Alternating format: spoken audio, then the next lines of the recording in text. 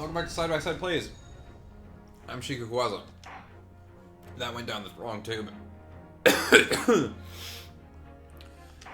Alright, we're back with more Great Ace Attorney, Case 4, The Adventure of the Clouded Kokoro. We're gonna solve a meaningless puzzle, and then a little woodland creature is gonna pop out and go, oh dear God, that boot.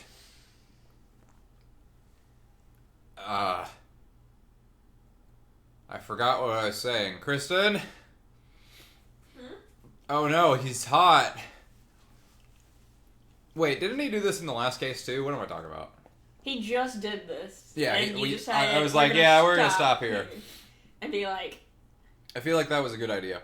Like, honey. Sir. Sir, I will lick Sir. your boob.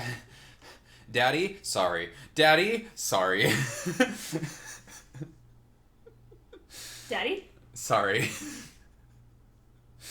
And then he starts talking and it ruins the illusion. Yeah. If books are your predilection, my learned friend, study them on your own time.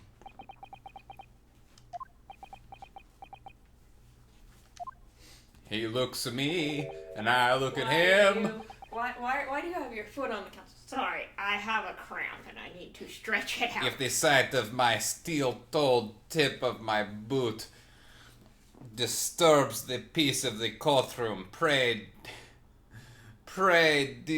what does he say?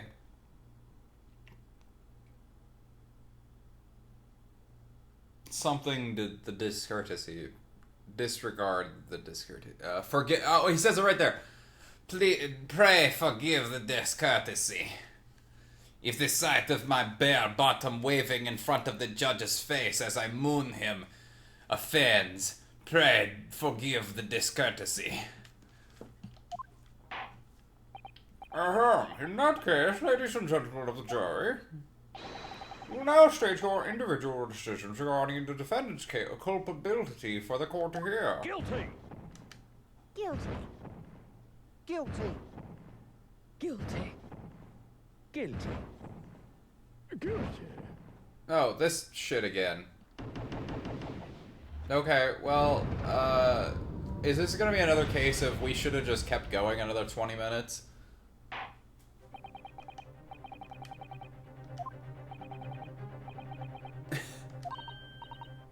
Mr. Naruhodo, don't give up! Mrs. Otto, have you forgotten? The battle isn't over yet! Wait, you're telling me that I can just do a summation examination every single time?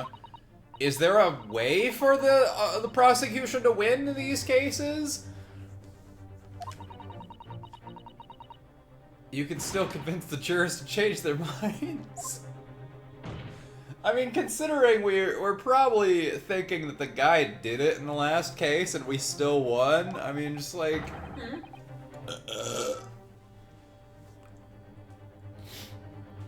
The last case. Okay, so everybody, all the jurors just voted guilty again. So we're thinking of doing another summation examination. And I was like, wait, there's no limit to how many times we can do that? Does that mean that we just can't lose, basically? Basically, yeah. As long as we're able to argue our point. Yeah, it's basically like, the House Senate. You can read whatever you want. No one can fucking leave. No, you're talking about the... Is it the Senate or is it the... No, Congress? it's a specific act where... It starts with an F. Filibuster? Filibuster. Yeah, basically they can just stand up and just give a speech. As long as they're standing, nobody, no action can be passed. It's a really dumb feature. But basically, that's what we're doing. We're filibustering. Not really. Not really. We're having our tete-a-tete, but every time the prosecution wins, we're like, well, actually... And based off of the last trial I was saying, because the guy we're thinking might have actually done it, so I mean... It feels like this game is kind of... Well, not the game, but like the setting of this story... At least the laws that we're following seem unbalanced towards our side. Mm-hmm. You believe you still have tricks up your sleeve. I don't intend to trick anybody. I intend to uncover the truth. This is no time to be downcast. As long as there's a chance, I have to stay strong and determined.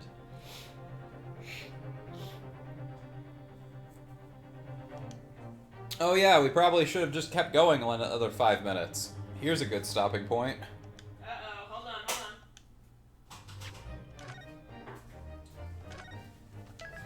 I got a to be continued screen. Oh. So now we're on part 2 of the trial. Isn't that usually how we do it? We're like, this is a good time to stop. Oh, we just have like 30 seconds left. I have considered the defense counsel's request for a further summation examination of the jury, and I have determined that the court must uphold the defense's judicial right to the procedure. So, counsel, you will now proceed with your second, I don't know where I got hand from, second summation examination. I presume the jury is ready, Mr. Foreman? We are, my lord. Very good. In that case, I must ask each of you now to state clearly and concisely for the court the grounds on which you find the defendant guilty of this crime. This actually is a pretty good way to do this because coming right back into it, it always takes me. It takes me a minute to remember, so they're gonna sum up the case so far. The accused left evidence behind at the scene, didn't he? Those 3 books of his. If there was some novel alternative explanation about how the victim was stabbed, I might reconsider. Even if the woman was throwing books, it can't be related to this crime if the window was closed, can it? Baby, it was only a little book, hardly life-threatening even with a direct hit. Oh, wait, hold on. If you hit your husband with the book, then how'd it get outside? Look, I just want to get this over with. If I don't bring home some pay tonight, I'll be in a tidy bit of trouble. Come to think of it, we had a fire at home a while ago. It gave me the sneezes. Why did it give you the sneezes? Yes, considerably more tangible arguments from all the members of the jury this time around, it seems. With one notable exception, of course. My learned student friend was unable to find fault in the previous witness testimony. So the court must accept the fact it was indeed the accused seen fleeing from the scene. And moreover... Shit! I've got to get better tips for these gloves. Every time I wave my hand, I just lose my glasses left and right. Where was I? We're down to 4 now. No, we're at 5. We're at 5. We're Don't 5, we have 1 more. less than half left, but no one else was even at the scene to commit the crime. Well, if the eyewitnesses are correct, they would seem as if the conclusion is somewhat set in stone. I fail to see how it could be argued any other way. That means I'm afraid that during the summation examination, it's essential that you establish some other tangible explanation for the facts. You have to make shit up, Naruhodo. But how? What would even constitute a tangible explanation here? Isn't it obvious? Who stabbed the woman and how? Those 2 details are all you need to provide.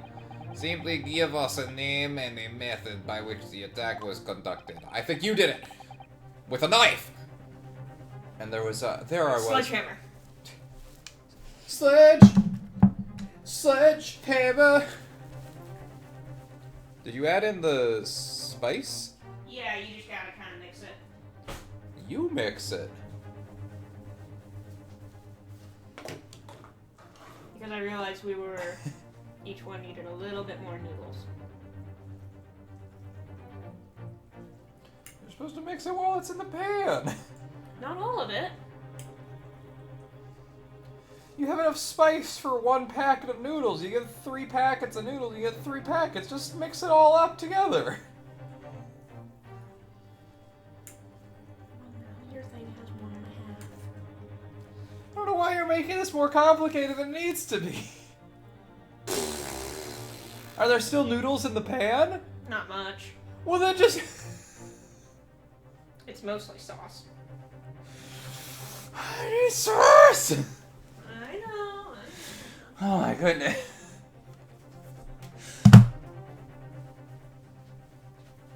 Just mix the noodles with the sauce. You put so much sauce in here, though. What are you talking You about? put so much water. Oh yeah, I guess I did.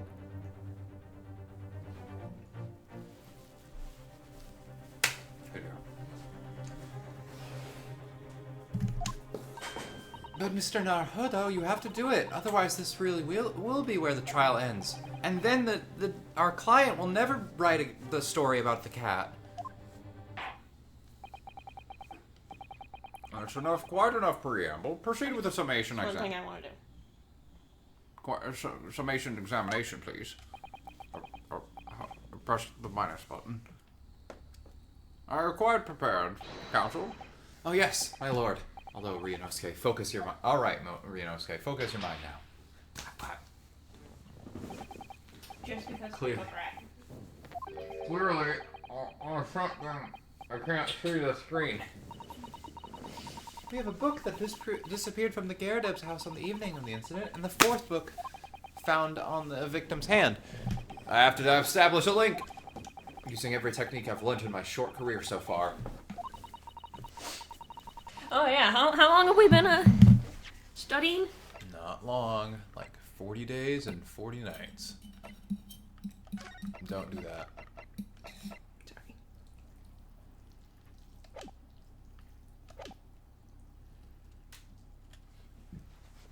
Don't forget to keep an eye on Mrs. Garadeb and how she reacts, even to the things other people say.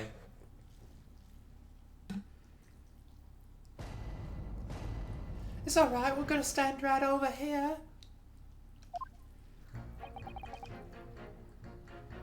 Hold it! I'm just gonna press everything. But as we now know, there were 4 books, not 3. Well, what difference does it make?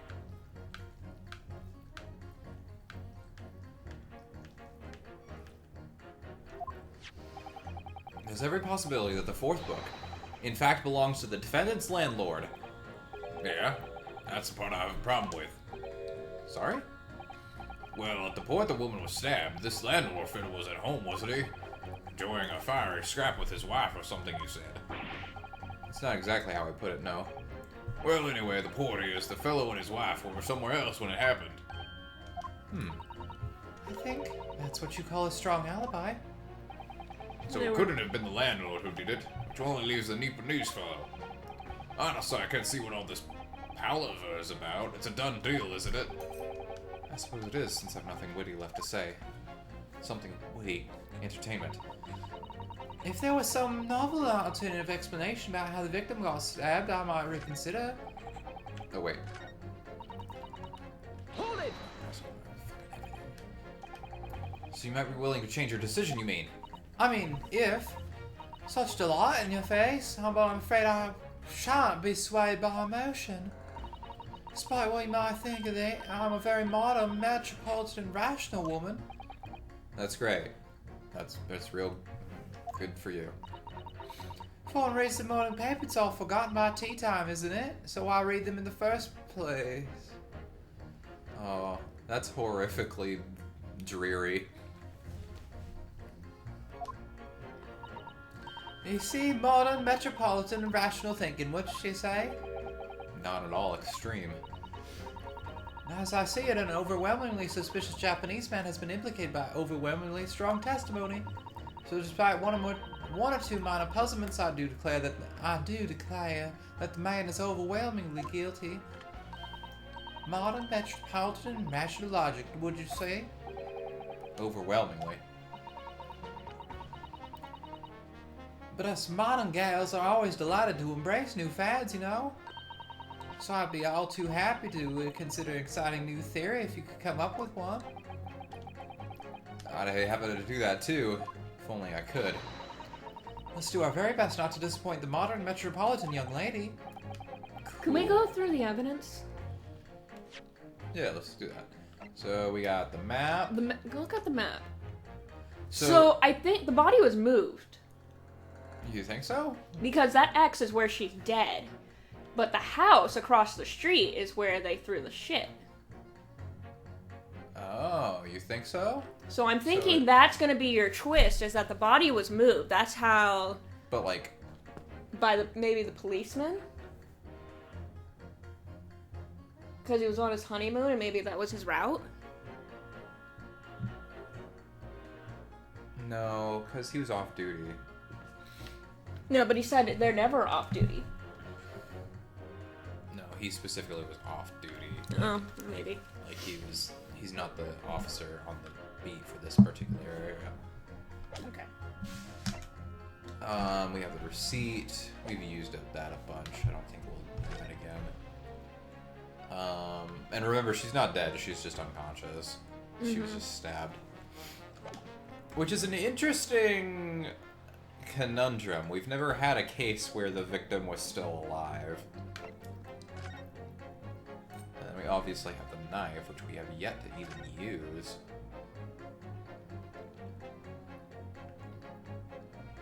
Oh yeah, the tip is...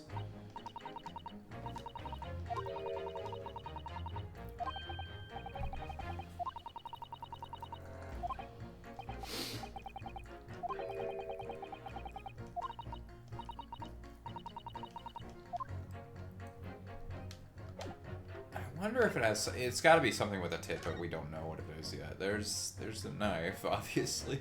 The books. And she was holding that book.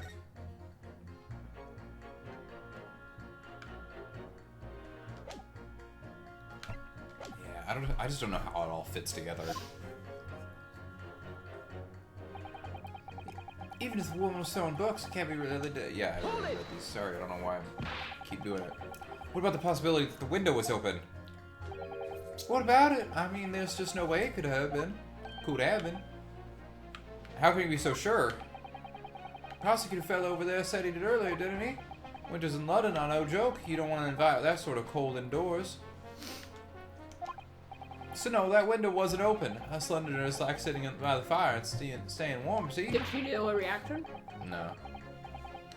But you couldn't categorically state that the window wasn't open, could you? It just wasn't. They wouldn't have opened it. Then what's the point of even having windows, huh? Counsel, you will kindly refrain from childish bickering. Oh, sorry. Somehow I need to show there's an undeniable possibility that the window was open. Because this young man isn't going to budge otherwise. Okay, you're the one that I really want to press. The little book was on fire at the time, was it not? With flames of love, I'll have you know. There's really no such thing as a loving incendiary bomb. Well, he brought it upon himself. I think you're gonna have to, because she is showing the wedding ring. That's how you're gonna get it to where she is indeed married to him. We already proved that. It wasn't even a question. We just brought it up. But she still denies it. Yeah, but it's not part of this case. It doesn't really make a difference whether she's married or just the maid. It's not being called into question. Isn't it? Well, don't you agree?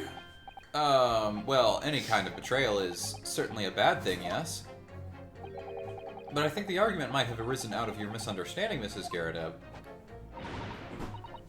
Never you mind that. The point is, we were just having a little jovial little dispute, nothing more. I won't have any more of these suggestions that it was anything whatsoever to do with this crime. Right, well, we'll see about that. What about juror number 5? He just keeps... He doesn't seem to be turning a hair at Mrs. Garrideb's relentless onslaughts. Do it one more time. Okay. It's almost as though he's used to it. What a gentle soul he is. Uh-huh. Hold it! You just want to get this over with? How can you sit there and say something like that? A man's future is at stake here. Well, him and me both then, like I said before. What? I told you already, I'm a day laborer, aren't I? If I don't bring home some readies with me, Readies? What? you'll find me floating face down in the Thames tomorrow morning. What? You heard me? Look at her. There would be a better. They would clearly indicate that something's happening. Like there would be an icon that shows up. Oh yeah, isn't it a speech bubble? Or a thought bubble? There would be a thought bubble above their heads, and also that we would hear a noise and an icon would show up on the little bar. Okay. Like it's very clear about it. You heard me. My missus doesn't want to mess about, you know. She can be fierce, believe you me. Another shining example of marital bliss, then. A situation like this cropped up the other day. It was, well, you know, it's funny because I can't quite remember. Sorry? It's too frightening, that's the thing. Must have blocked it out. Helpful. I wonder if Mr. Beat will ever be dragged into the Thames by his scarf.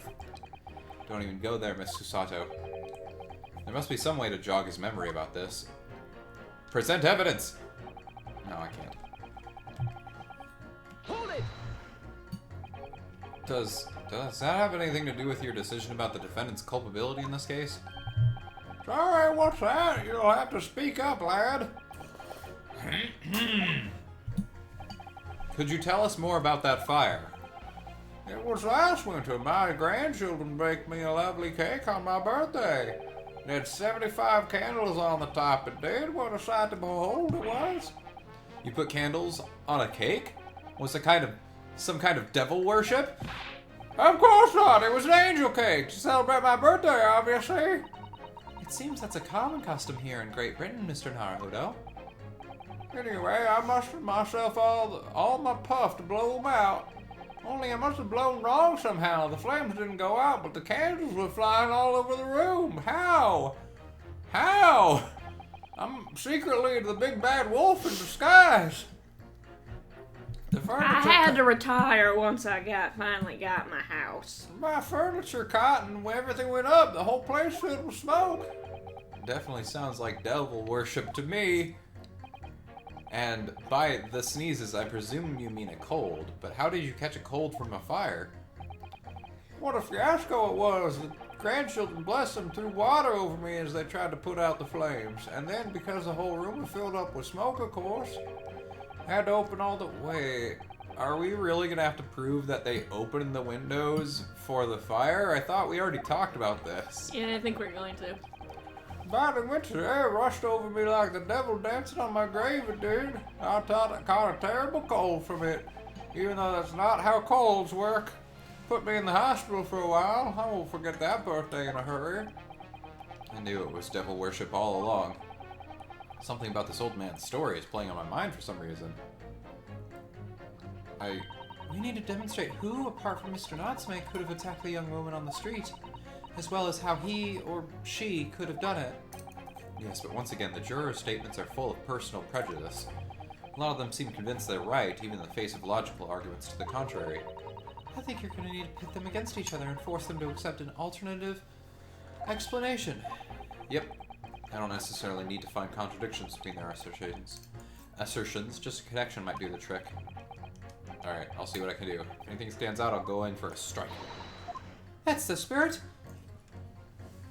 Alright, I think I've got this. But I'll still save.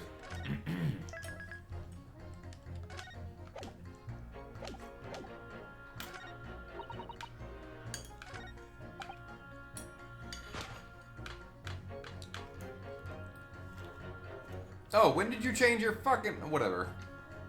Objection. Well, here's a contradiction. Do you? How? It wasn't me.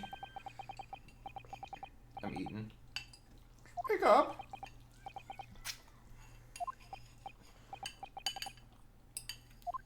What do we see here?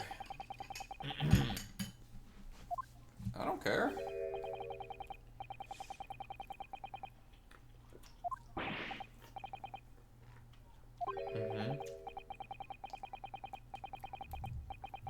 Yeah, I actually don't care. I'm not voicing this. This is dumb. Exactly. On the day in question, at the time of the incident, there was a fire in the whatever household. Mr. Whatever had a following say about Just the Garrett. whole place filled with smoke. Oh my. Oh, my hat. Oh, oh, oh!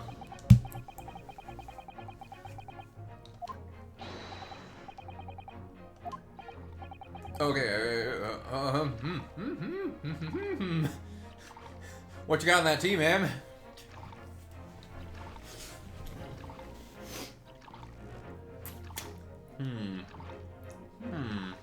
Think this is worth pursuing? I don't know. You're the I'm the lawyer. you're just the my, lawyer. you're I'm just my judicial assistant. I am your wife. I thought you were my maid, pretending to be my wife. Yeah, I'm a terrible maid then. Cause you do more of the housework. What are you getting now? Something sweet. I put all the candy in the candy shelf. There's so much.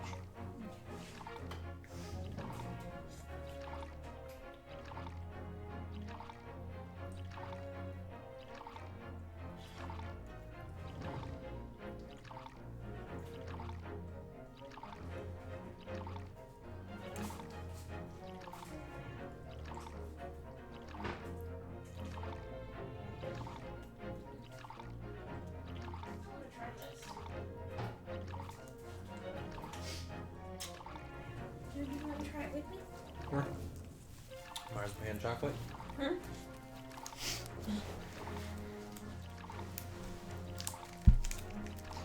Lots and lots of tea. I can pour it without actually spilling on someone's lap. Well, of course you can. Every time she did it was to personally spite her husband. I know, I was being sarcastic.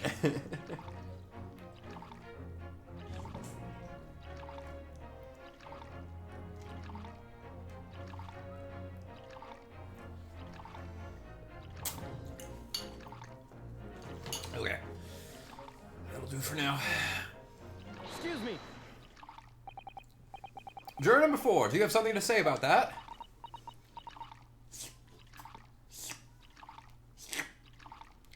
You know, if we wait long enough, that teapot should be empty.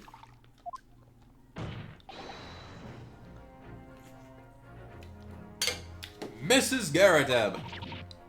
Oh dear me. What does it mean, this? How dare you imply that I'm hiding who I really am? Oh, we're still on that? Yep, we're still on that. It's imperative that you confirm something for the court. So please, it's time to drop the pretense now. What is it? Oh.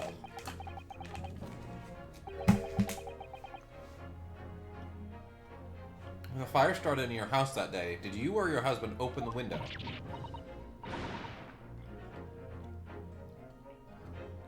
What? I beg your pardon? What are you insinuating?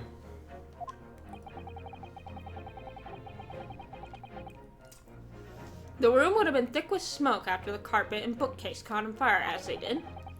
In a situation like that, it's inconceivable that you wouldn't have opened The window. the window. Sorry. And what if we did? Well. Alright then, yes, you're right. My husband was frantically trying to open the window, which can't have been easy since I continued to give him a justly deserved book battering. Even though your house was on fire. Well, it was a very sensual notebook. It was a very sensual bookmark. Hello? Hello? Oh, I skipped that. Oh, you never stop... what? Oh, you never stop throwing until this anger subsides. It would be terribly bad for the nerves to do otherwise. Of course. I should have realized.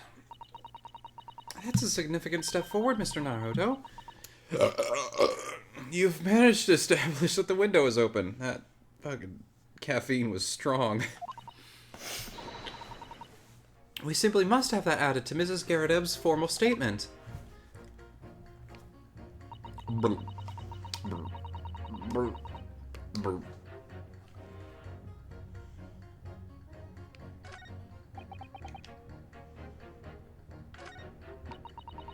So,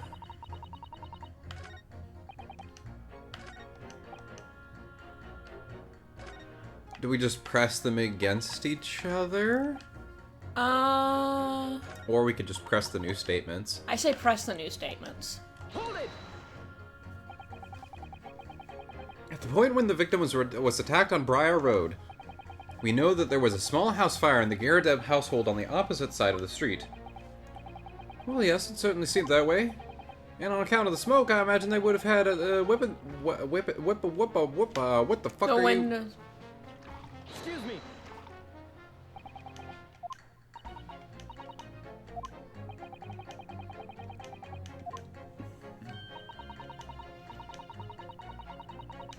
Okay, this is wrong.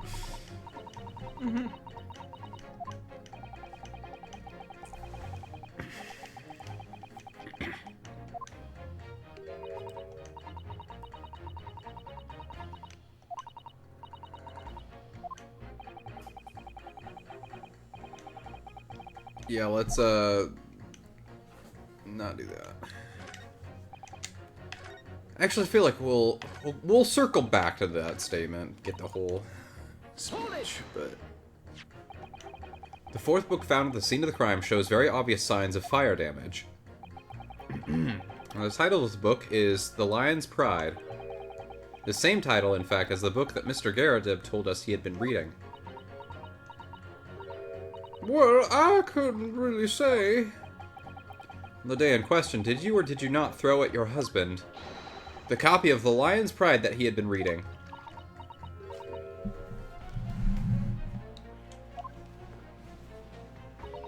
I did. It was the first thing I could lay my hands on, so I hurled it straight at him. Now you come to mention it, yes? He was rather enjoying reading it, you're right. Why did you not reveal this information to the court from the outset? Because I couldn't, you insolent little man. I didn't remember.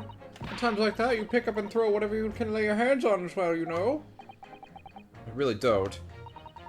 I barely noticed I was throwing a book, much less the title of it. Wait. What's your deal, then? Excuse me. What is it, That his wife is the same and, like... You know something? I've remembered what it was. The member I blocked out. Huh? It was listening to what this granny was saying. Brought it all flooding back. I'm like 25. Who are calling a granny, you cheeky devil? I'm Mrs. Garadib or the maid. I'll have you... or the maid, I'll have you know.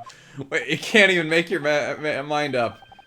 Man doesn't even flinch. The man doesn't even flinch. Please tell me that's not because he's so used to being hit all the time. Well, about that. It was about 2 weeks ago now. I'd just gotten back home after work, like. Put my hand in my pocket for the wages I just earned that day, and I nearly died. There was a hole. Every last penny had dropped out.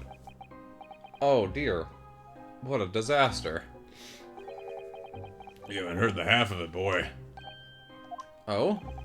The wife was cutting up with some chicken at the time. Oh, no. I could hardly get the words out, but I told her straight, I've lost the day's wages, love. Next thing I knew, the blade was whistling past my ear, stuck into the wall next to me it did. About an inch deep. Straits, are you okay? No. Are the Straits okay?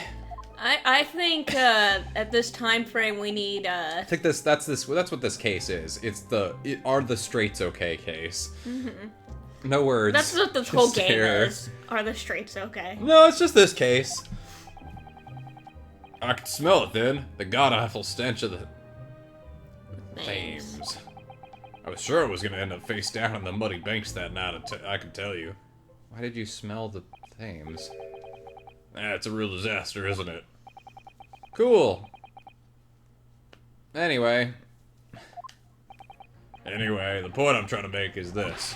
When a woman loses their rag, they'll throw anything at you. Knives, hatchets, hammers, you name it. Mr. Naruto, you mustn't think that all women are so short-tempered and unrefined. She's like, I'm not like other women. Pick me, pick me, pick me. No, I wasn't thinking that. Throwing household objects at people is, well, it's so uncivilized. I never. At least attack with honor. Use Using a bow or the like. What? Attack? Who are you going to attack? My husband, of course. No, I mean, no one. Anyway, this man's words could be rather significant, I think. Yeah, we're so recursive right now. I have no idea where we're going with any of this. Because now we've got something new here, too. Press him. Not him, press him. I think that maybe I have to pit these two against each other, but I still should probably press both of their statements because we haven't done either of them yet. Hold it! Your wife really threw a kitchen knife at you. That's right. She was chopping meat with it. Had a tiny edge on it, believe. Still, it's all memories, isn't it? We started with that smile she threw at me when we were courting. Since then, the list of things she's thrown at me has grown along with our relationship. There's a cup within a glass. A bathtub. Sorry, my mind's working overtime now. I think I was right. I think it was Mrs. Garadeb. She threw the fucking knife. Out the window? Oh, shit. And we are getting close to the end of this case. Mm-hmm. Your wife must be even beefier than you. And things came to a head last week when she threw me.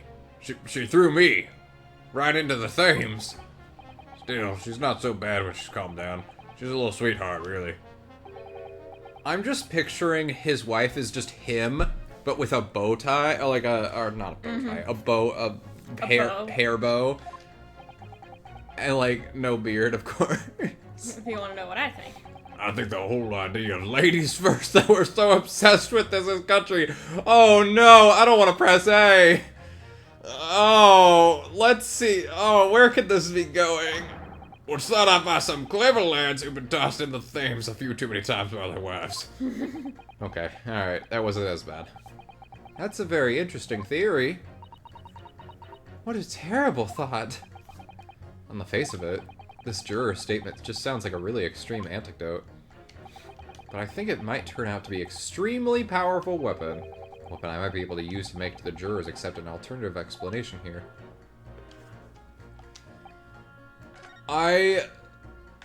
You still gotta press the other guy. Yeah, I know. Hold it! You know there was a small house fire in the Garadeb household on the opposite side of the street. Well, yes, it certainly seems that way, and yeah. We got this so far. Mrs. Garadeb was throwing flaming books at her husband.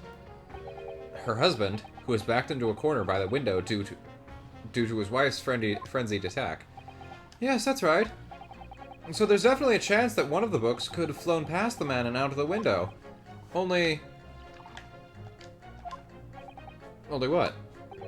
Only I can't really see how it could have gone all the way over to the other side of the road, that's all. Oh yeah, that's still something we have to think about.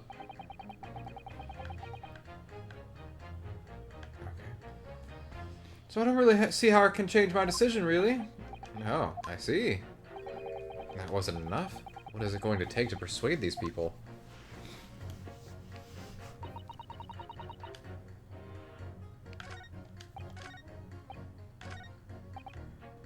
Will you press her again? Yeah. Because we got the new statement from him, but I don't think we finished up this one.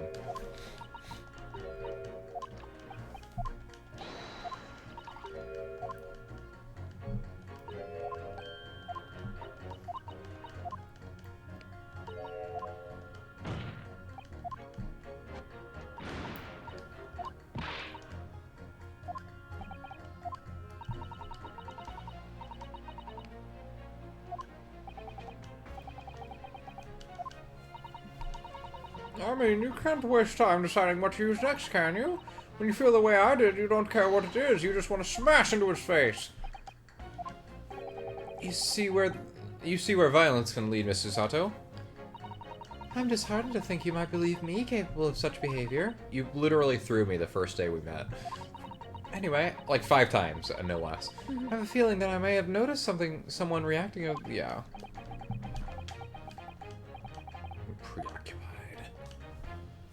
Okay, I think we've gotten all we can from pressing. Could you do the first guy? See if...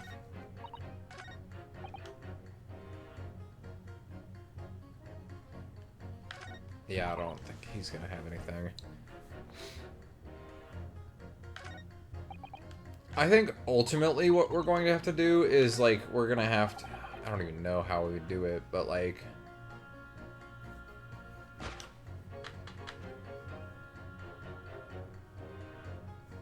Maybe this? Let me just save, just to be safe. Would you like some more chocolate, my dear?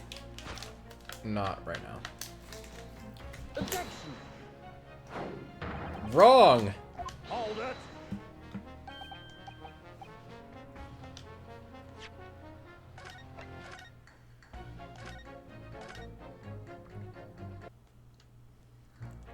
I think this is the first time in this whole game I've actually been stumped. Maybe those two? These three all seem to be like, have stuff that's against each other. Pin those two together. I guess. Hold it! They do not. No, I mean the laborer and the maid. Alright, I'll try it. I might as well.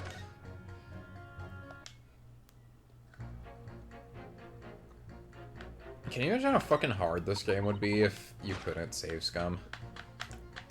Objection! Hold it! Wrong. Do we have to present evidence? We can't present evidence. We can't present evidence during this part. That's right.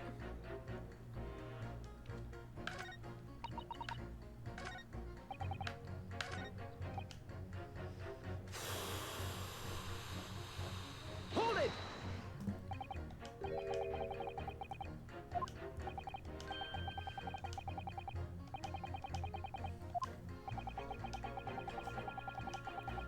It's going really slow, so I might as well just read everything. How is that memory related to this case exactly? I'm sorry, what's that? You'll have to speak up, I'm afraid. Never mind. He's as deaf as a post when he wants to be. But actually, this old man's anecdote might just provide the alternative explanation I did. Is that really it? Unlit birthday candles? What's the fun in that? I guess we'll see what Susanna has to say.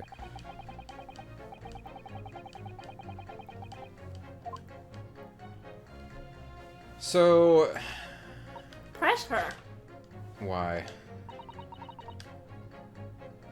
Do you think something new is gonna pop up? Because we've already pressed her. This exact statement. These two have not changed their statements at all. I think it's kind of dumb, but Yeah. maybe these two? But I don't feel like we're ready to do that just yet. Try it. Objection! Nope. Well, maybe. Juror number 2, do you think perhaps that this could be one such novel alternative? Oh my, whatever do you mean? An alternative explanation as to how the victim was stabbed in the back. What are you talking about? We've demonstrated that the fourth book, The Lion's Pride, was found at the scene of the crime. Originated in Mr. Garadeb's room on the top floor of his house. Therefore, it's equally possible that some other object besides the book could have found its way from the Garadeb household to the street below. What's that now? After all, Mrs. Garadeb could have thrown any number of different objects at her husband. Isn't that right, juror number 4? What are you insinuating now, you little beanpole? I'm beginning to think that ever since the true origins of this book came to light, perhaps she's had a feeling this might be what happened. Now, you listen here, you Eastern As the Go foreman on. of this jury, I demand a straight answer. You give us this yarn about some other object making its way out of the house, but what? What was it? I'm really taking a big gamble here. That was a bold accusation to make, but I haven't had any real evidence to back it up. But I'm certain that at the very least this warrants further investigation. Alright, Mr. Foreman, I'll try to explain the defense's theory. The other object that found its way into the Garadeb household to the scene of the crime was a knife!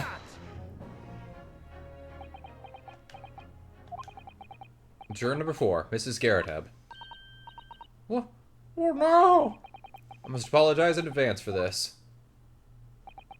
But I need you to confirm something else for the court. This knife. Have you ever seen this knife before? Good grief, Counsel. What on earth are you doing? That's the weapon that was lodged in the victim's back, man. Well, don't tell her that. My lord, remember that when the victim was attacked, Mr. and Mrs. Garadeb were in the throes of an argument. Mrs. Garadeb was hurling anything she could at her husband, who'd been backed up against the window. A window that had been opened to clear the smoke, through which a book sailed to land at the crime scene. You can't seriously believe that. The book was found in the victim's grasp. You're saying that it flew out of the window and across the street to land neatly in her hand? Nice catch. Even my missus hasn't gotten anything like that. Yes, I admit, there are many details we don't yet understand. But that's the point. That's precisely why we must not allow this trial to end. Not right now. This actually might be my favorite case in this game. Oh my. Mrs. Garadeb, your answer, please. Have you ever seen this knife before or not? If you were smart, you'd say no.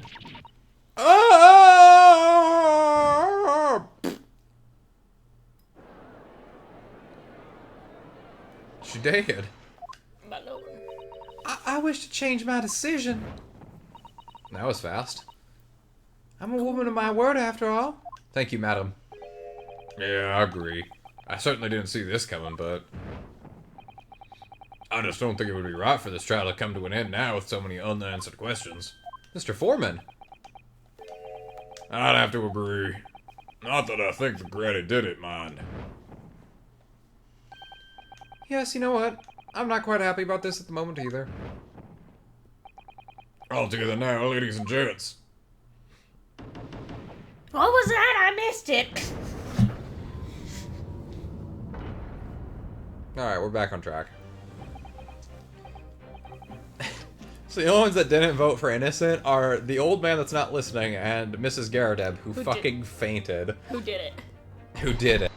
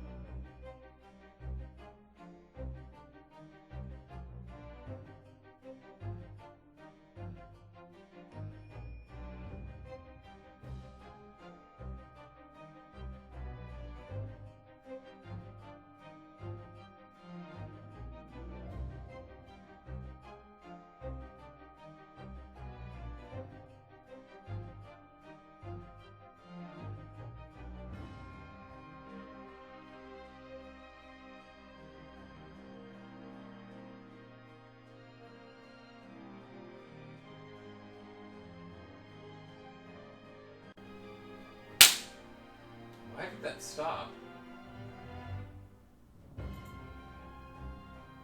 Okay, that's weird. Okay.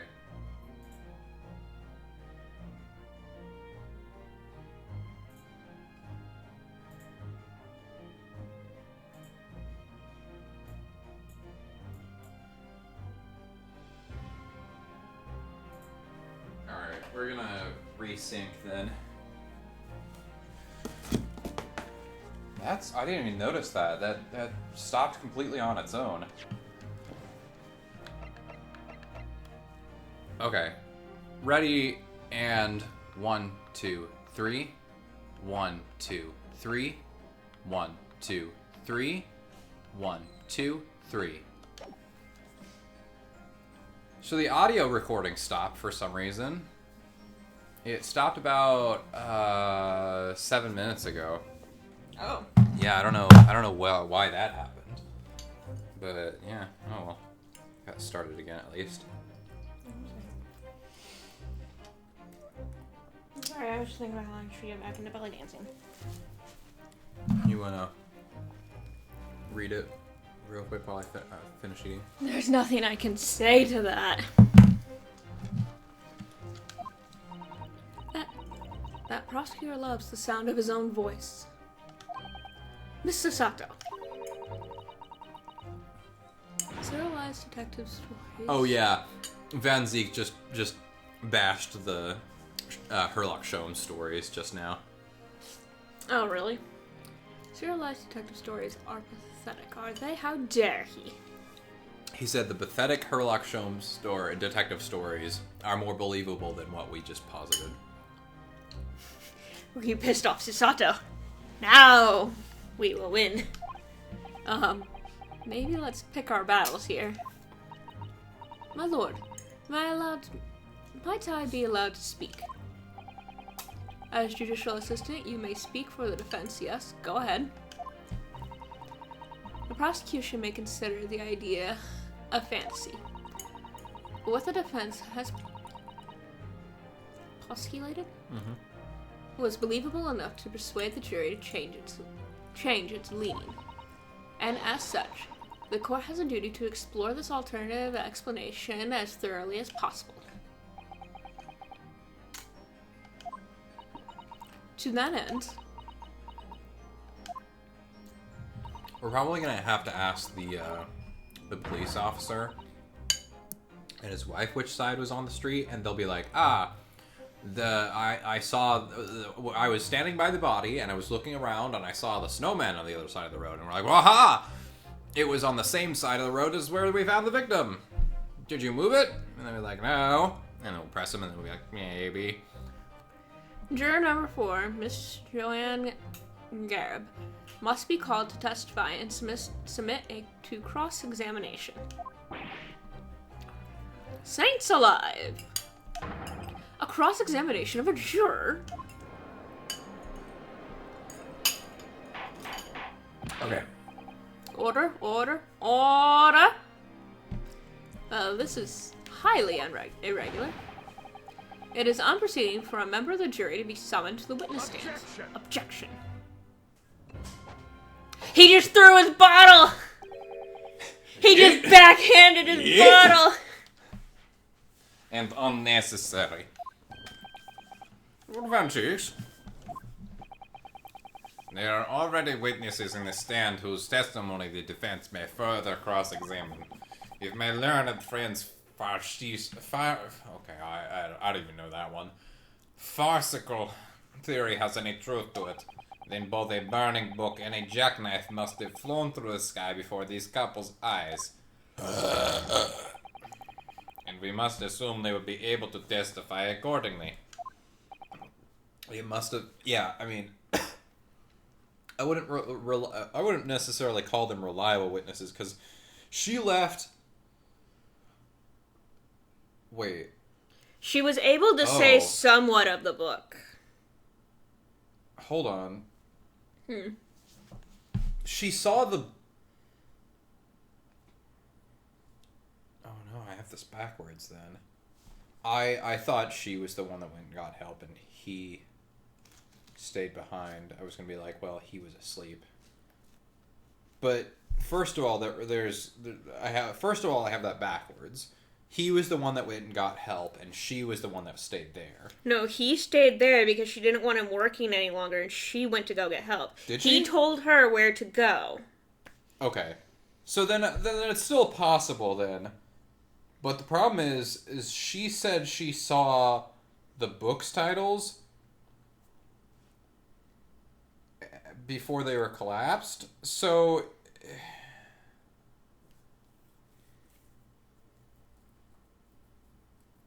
no, that doesn't make sense. Let's just go. So the events in question is Natsume and the victim were walking one side of the road, and the other two were walking towards them. I think the stabbing happened. The book. Okay, I don't know. I think the book fell, she leaned over to grab it, and then the knife fell on the her. knife. Perhaps. Or she was... But they were far enough, they were too far away that they just see saw her lean over and then fall to the ground. Yeah.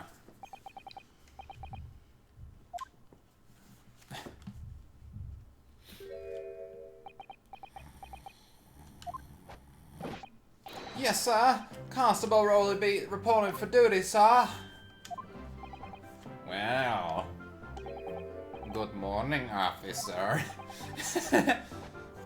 Sir, for those until now, sir, I haven't slept for a month on account of a villain who's appeared on my beat, sir. Oh, they are so heroic, these London bobbies. Patricia, my darling, I've been neglecting you, but no more. Oh, Rolly, my hero, you make me swoon. Please don't fuck in the courtroom. Please keep it in your pants. Very well, I hereby reject the defense's request. Oh, And order the witnesses in the stand to testify again. State forthwith before the court any details pertaining to the defense's alternative explanation of events. yes, sir. Now that he's awake, we're gonna get different testimonies. Well, yeah. This case has nothing to do with Mr. and Mrs. Garrett. Believe me, a London Bobby is good for his word. You see, sir, the windows on the top floor of the Garrett house are stopped hinge. What? That's not where I thought this was gonna go.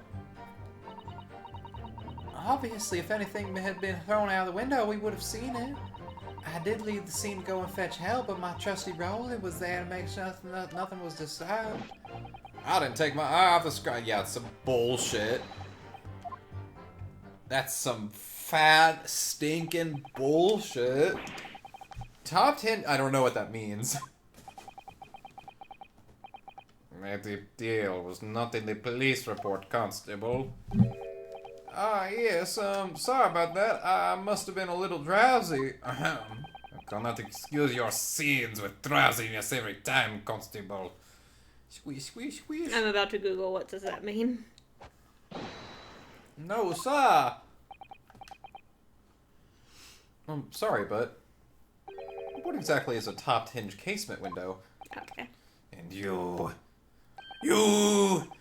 cannot excuse your ignorance with such trite remarks, my learned friend. Of course. Sorry. I found it, Mr. Hanardo. This law book has a section on English windows. What you don't know is I'm from the future and I have a cell phone. Cast your mind back to... Yeah, she's seriously got a cell phone in between the pages of her book, and that's all she's doing. She's just Surfing. swiping, yeah.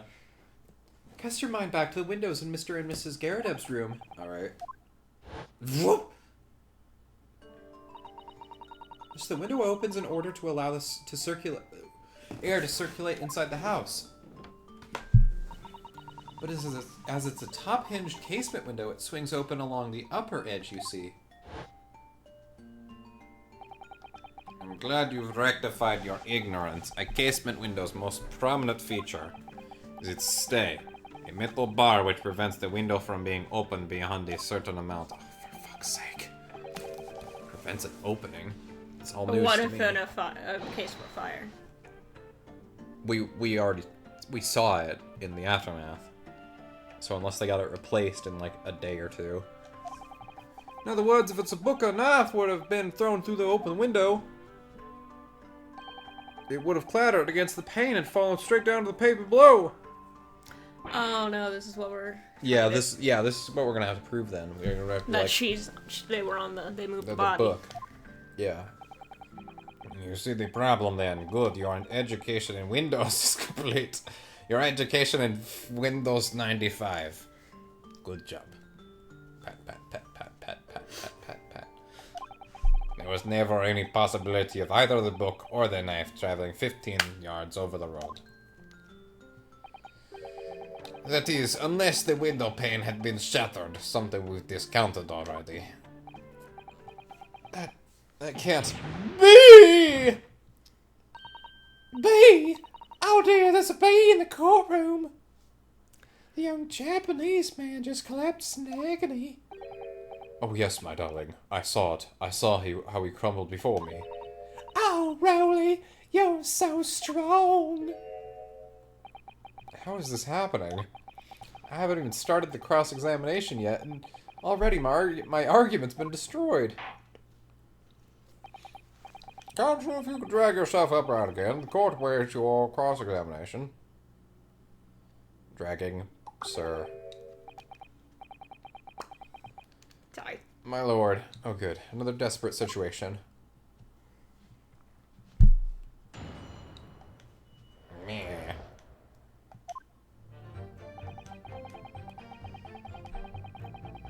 Bullshit. Top 10 casements. I don't think you can. I don't think there's anything here. Go to the wife.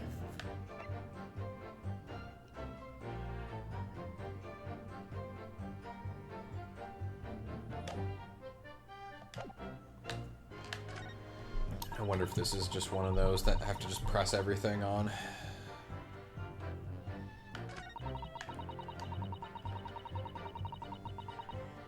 Press that. There's actually so much here. Yeah, I just want to press everything, because, like, everything seems wrong. Hold it! How can you say that for certain? Very good question, sir. And the answer is this. It has the noble founding principles of the force written on it as a reminder of all of policemen unto our sworn duty. He showed us that before, didn't he? Did he? I can't say I remember. To patrol the streets of London town and uphold the peace of the common man. That's what the job's all about. My balls. That is what I stand here today beside my long-suffering wife to tell you Bobby's good for his word. While rubbing my tired eyes admittedly. Sir! Oh, Rowley, you're so manly. Of course I am, my darling Patricia. Oh, Pat. Oh, Rowley. No, none of this is what I meant. I meant, how can you say for certain that this case has nothing to do with Mr. and Mrs. Garrett? I see, sir. You said so earlier, yes, sir? Yes, well... So, could you answer the question? That was a waste of time, then. Absolutely, sir. I will answer to the fullest of my abilities, sir. There's a surprising reason why Mr. and Mrs. Garrett's domestic dispute can't be related to the case. Before I get into that, sir, just one thing. Yeah? I very much like you and all your countrymen to understand the great British institution of Scotland Yard, so I hope you'll take back some tales of us London bobbies and how we uphold our guiding principles. I wasn't planning on going back just yet. I've only just arrived here. So to that end, sir, I'll be happy to lend you my warrant card for your perusal! I must warn you, you won't be able to get it through without shedding a few tears. What? I'll try. Thank you, sir! We have evidence!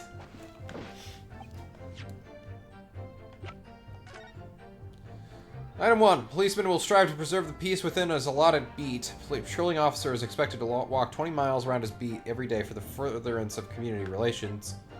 Any crimes fall under the jurisdiction of the beat in which they are discovered. When a crime is discovered on his beat, policemen must assist with initial investigations and help detectives. So I think it was on his beat. Yeah. I think it was on his beat, and then he moved it across the street. but we still have to figure out.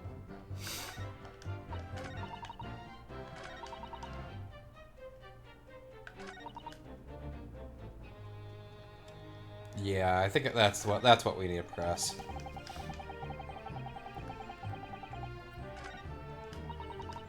Hold it! Yes, you said that you went to the nearby police box to fetch another officer, is that right? That's right, yes. If I'd been on Rowley's beat, I would have known exactly where I was going, of course. Don't feel bad, my love. You can't be expected to know the location of every police box on every beat. So Rowley told me the way, only I sort of got a little lost on the way. Patricia, my darling, that's why I love you. Your terrible sense of direction is bewitching me. Oh, Pat. Oh, Rowley. You know Oh, what's even please. worse? They don't look like a married couple. They look like siblings. Yeah, I wasn't gonna point that out, but kind of right. I suppose I was gone for about 15 minutes, but like I said, my Rowley was at the scene the whole time, making sure nothing was disturbed. I was off duty at the time, of course, but a true Bobby is never really off duty, sir. Okay, that didn't bring up anything. Hold it! Nothing to report. That's correct, sir. I only had my eyes wide open. I had my eyes wide open the entire time. Never looked away for a second. I find that hard to believe. No one else approached the scene, and nothing was removed from it. I can swear to that on the odds honor, sir. Really? That seems a little strange. Beg your pardon, sir? Strange, sir? Seems altogether regular to me. This burnt copy of the Lion's Pride was originally in the Garadeb household. So the question remains, how did it find its way into the hand of the victim? Can you shed any light on that, seeing as you were at the scene of the crime that entire time? Aha! Could it be a different copy, sir? One that just happened to be burnt as well? Even if that were possible, why would the victim have been gripping a book like that in her hand? As we can see from this photograph of print, she had a bag over her shoulder. Well, sir, the book was in the lady's hand from the moment we arrived at the scene. Is that so? There's something about this statement that's not sitting right with me. The two mysteries how that knife ended up in her back, and how that book ended up in her hand. There must be some common thread between them. I'm so sorry, Mr. Naruto. I had no right to speak out. What do you mean? I requested the cross-examination of Mrs. Garadeb without consulting you. Even if the judge did deny me. Oh, I see. Well, I agree with you. We do need testimony from Mrs. Garadeb, if we're ever going to get to the truth of this matter. Do you really think so? Well, think about it. No matter how far it is across the road or how that window opens, Mr. Garadeb's book found its way to the scene of the crime somehow, didn't it? I think I'm gonna have to press on the window statement now, or something. The woman's hiding something. I'm sure of it. You're right again. We need to use this cross-examination to uncover more clues. We'll get to the bottom of this one way or another, I swear. Yeah! Yeah. Hold it! Top hinged croissants. Yes, sir. They're just there to allow a little bit of air through the house, you see, so they're restricted on how much they can open. And therefore, anything thrown out of the window from inside the room would simply strike the pane and fall to the street directly below. Directly below. For clarity, I'll be helpful now. It'd be right here.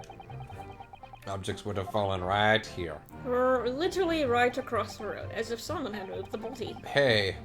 Yeah, hey, Mr. Rolly Beat, do you want to tell the court where your beat is? Directly opposite the scene of the crime on the other side of the rather wide road. It would have been so hard for someone to mention this top hinged casement thing before. Shut up.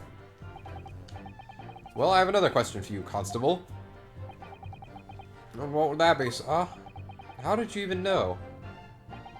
Why would you have any idea what sort of windows Mr. and Mrs. Garadeb's This is gonna house is prove furnished that with? that was his, Well, sir, that's very simple. You see, yeah, I feel like... Oh, she's got something. Okay, I'm gonna finish my thought before I Yeah. react. Sorry. Because I'm like narrowing my eyes, like, what do you have to do with this? I feel like we're gonna need to prove somehow that he was associated with the I mean, it looks like we're gonna be the investigation, but I thought somehow we have to prove that he was on the other side of the street, and then be like, well, why, whatever. It doesn't matter now. Excuse me. Do you have something to add, Mrs. Beat? Sorry.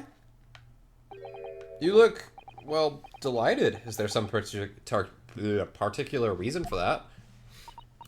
Oh, I was just remembering, that's all. We really were so lucky. Lucky? What do you mean? Well, of course I feel terrible for the poor woman who was attacked. Don't misunderstand me, please. But we were just so lucky it didn't happen on Rolly's beat. It was so close, you see? So close! Do you wish to elaborate on that, ma'am? Oh yes, that street, Briar Road. And he goes to sleep again. Isn't that right, my love? Huh? Constable Beat. No? Oh, yeah, that's right. That's the reason I was helping out with interviewing the occupants of the Garadeb household yesterday. Their house was on my beat, you see, sir. That really was cutting it close, then. That's weird. Constable, I wonder if you could clarify something. Could you mark on my...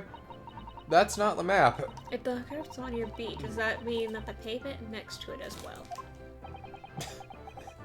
That's some ridiculously fine-tuned lines being drawn.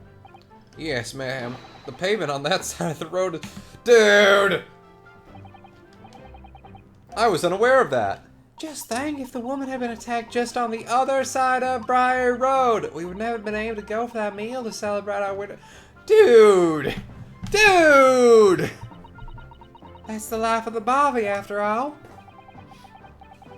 Extraordinary people are bobbers, tirelessly working for the benefit of all Londoners. Do you know what I think? I think it was the good Lord's way of rewarding my Rolly for all his good hard work. This guy is so fucking guilty. And remember, she has terrible sense of direction. Look at his fucking eyes. Those are the eyes of a murderer. Or, he's... Someone who's corrupt. Hey, cat bitch. That must be it, Pat, my love. That must be it. I think perhaps we should make sure we have that information officially on record. Leave it to me, Mr. Naruto. I'll take care of it immediately. Oh, well, shit. I don't... Oh, God. I thought that was gonna change the testimony. Now it's my turn, I think. Well, shit. I don't know where to go with this. Never mind. Maybe the game will just give it to me. Yes, of course. What is it? You're doubting us, aren't you? I can tell. Well, I am now. I wasn't really... I mean, what's she doing? Please. Just because I'm a woman, it doesn't make my testimony any less valuable. You might just see me as the wife of a policeman, but I'm a woman, my word I am. I mean, if you were competent, then I might not be questioning you, but I'm not questioning you because you're a woman. It's because you're fucking stupid. I'm not questioning her, I'm questioning, your husband. Yeah, your husband is the more suspicious one of you, the two of you anyway. No excuses, I don't want to hear it. My voice will be heard! My lord, you'll let me speak, won't you? Yes, Mrs. Beat, I will allow you to supplement your testimony if you so desire. This is not suspicious at all. Sometimes the path of least resistance is the sage one.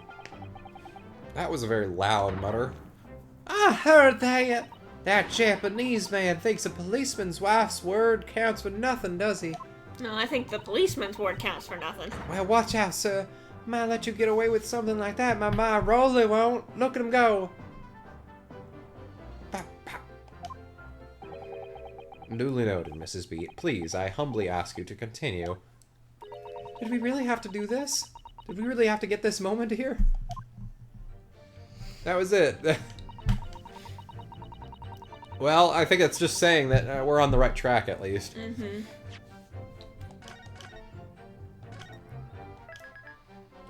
Rowley. I fucked up, my love. I just wanted to have some dinner with you. Oh, wait a second, she changed the testimony. The thing, fucking, god damn it. You changed your test? Oh, wait, no, she added this. Okay, so that's probably something sus. Mrs. Beat, nobody's questioning what you've told us. I saw what I did. That evening I saw it clearly. That little Eastern man with the whiskers and the funny curved back slinking away from the scene. Ha! And I know what I didn't see as well. I didn't see any flaming books or knives flying through the sky. All very clear. You also mentioned something about having a poor sense of direction? Oh, well, yes, that's a little embarrassing, really. I'm always ending up in the wrong place when I've made arrangements to meet Rowley. He gets ever so cross. Excuse me. Hey, Rowley. Hey, Constable Beat, is there a problem?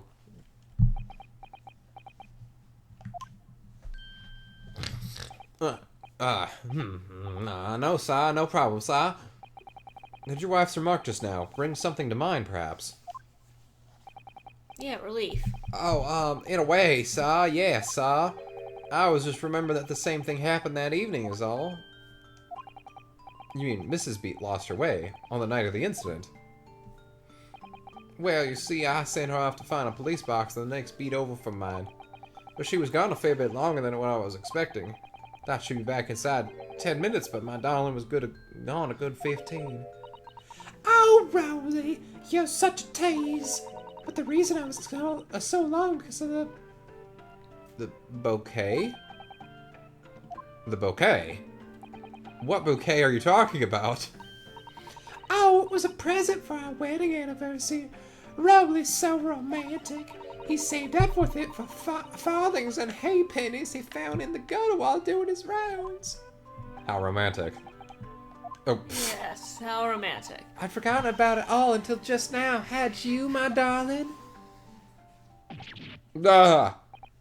Oh. Wait, did we find it? I don't think we found it. Oh, shit. But we're gonna find it, and it's gonna be on that side of the road. No, we're not gonna find it. There's no investigation after this. That was just between us. I'm not talking about it to anyone else, darling. You have your promise. Really? Oh. Were you there when we did 3-1 last, with Scott? I can't remember what was it about. So, the thing with 3-1 is, it was honestly a really funny moment. So, the actual murder... Big spoilers for the first case of Trials and Tribulations, by the way. The first case, the killer is some girl who is in the courthouse for, something else, and she poisoned a lawyer and killed him, and she had to get rid of it.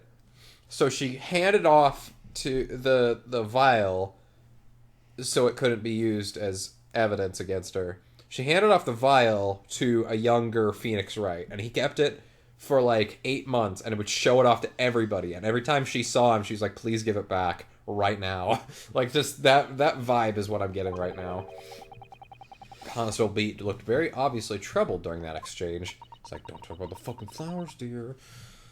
I'm afraid I can't offer any useful insight, Mr. Naruto, but I'm quite sure of one thing.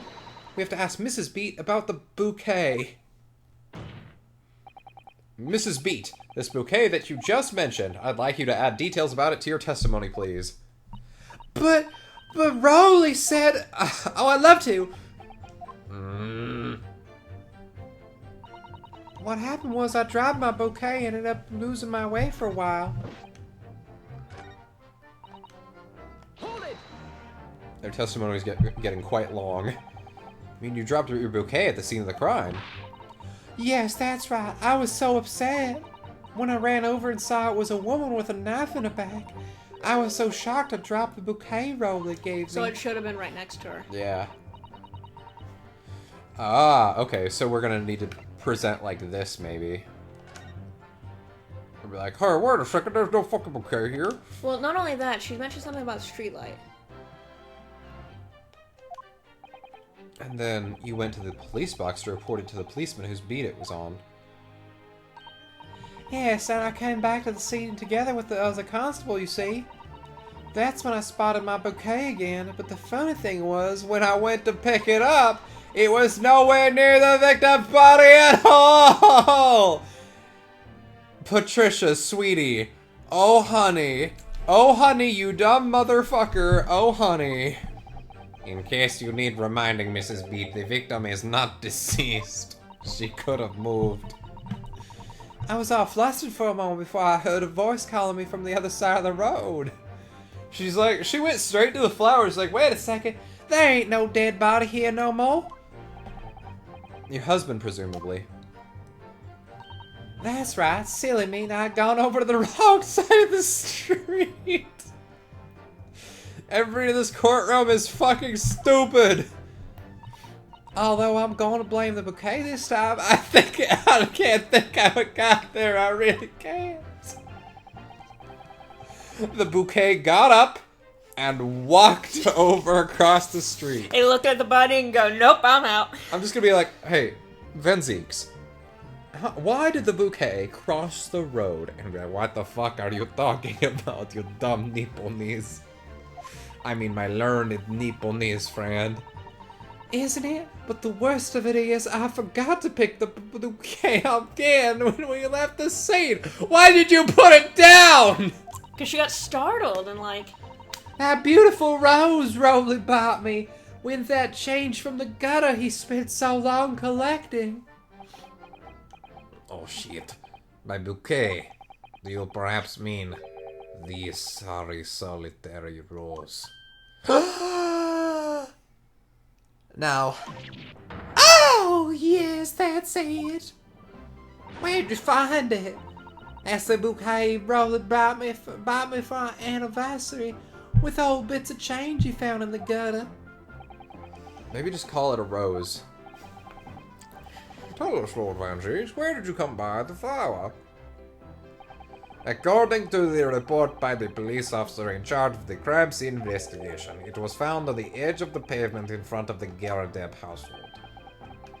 Oh my god. I think he knows now, Yeah, but he he's just like, doesn't oh, want no. to. Yeah.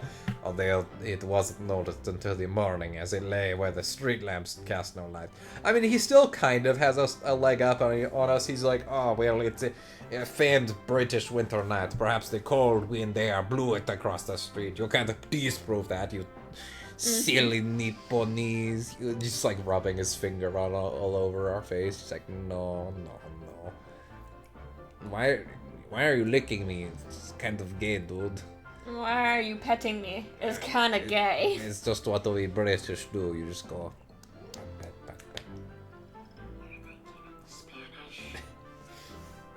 Why am I'm Spanish now, I guess. No. No. It was believed to be of no relevance to the case, since it was found on the opposite side of the thoroughfare. Oh, thank you, sir. Thank you. Can I have it back now, please? Well, no, it's evidence. No, I think for good measure, this road should be added to the court record as evidence.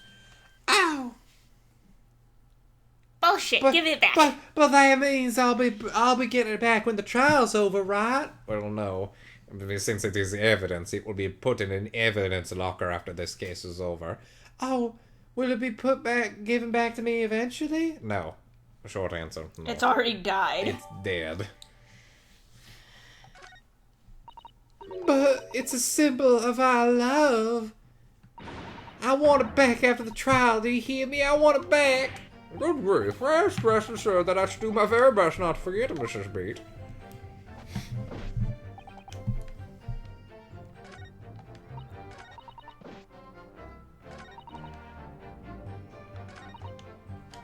Okay, so I think from this point, now I can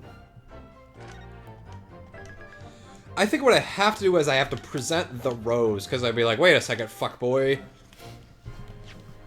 If nothing was disturbed, then how did this move on your watch? And then I'd be like, actually, the rose didn't move at all. Everything else did. Is there anything on the rose that I have to look at? It's just an old newspaper, Mr. Naruto. Oh, I suppose it's because I'm not used to seeing English print. It looks so exotic to me. I see. Is something wrong? Oh, no. I was just thinking that if you wrapped a stone-baked sweet potato in English newspaper, it might look like some sort of fancy cake. Ah, Susato-san, you do love your cakes. Cake? Dumbass, no, it wouldn't. It'd look like a potato. English rose. It's such a beautiful flower. Ah, this is a rose, is it? I've never seen one before. Do you not take an interest in flowers, Mr. Naruto? I wouldn't say that exactly, but I do know 3 types at least. 3. Okay, here we go. 3?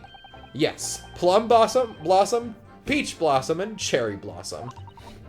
Perhaps you should consider branching out, learning some that aren't fruit tree-based, for example.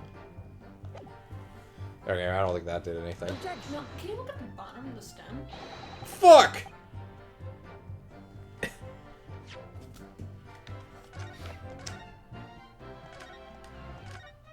Yeah, so I'll absolutely look at the bottom of the stem.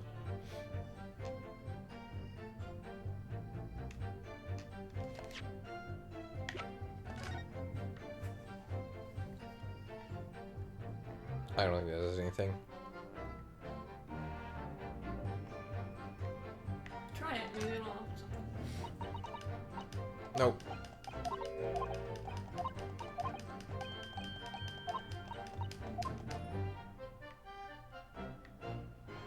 I don't think there's anything here. I don't know why it's even giving us the option.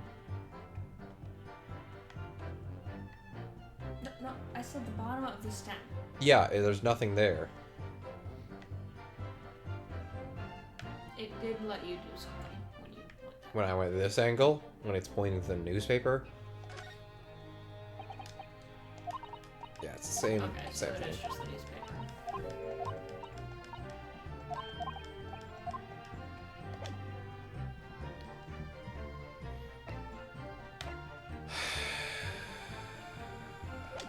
I think it's the rose. I really do.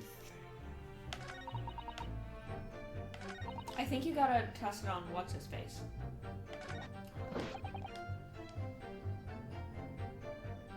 Maybe this. Objection! There we go. You claim, Constable Beat, there was nothing to report in the 15 or so minutes you were guarding the scene. But that cannot be. Oh, do you think he told her the wrong way to go, knowing she'd get lost? Mm-hmm. So he'd probably So he'd have more time, yeah. What do you mean to say? In your testimony just now, Mrs. Beat, you explained to the court... These calves are ginormous. When you first arrived back at the scene of the crime when the policeman assigned that beat, the bouquet you had dropped at the victim's side was no longer anywhere nearby. Objection! Oh, shut the fuck up. On the opposite side of Briar Road to where the victim was attacked. But considering the size of that meager bouquet, if a single sorry bloom can be so described. No doubt it was blown in the wind across the street back to the gutter where it belongs. Meager! I thought that was going to be her for a second. Objection! If I that were the object! case, wouldn't it be in the gutter? Why did Constable Beat not testify to the fact? Me. No one else approached the scene and nothing was removed from it. Constable Beat swore to that on Scotland Yard's honor. But the bouquet belonged to me. It has nothing to do with the case.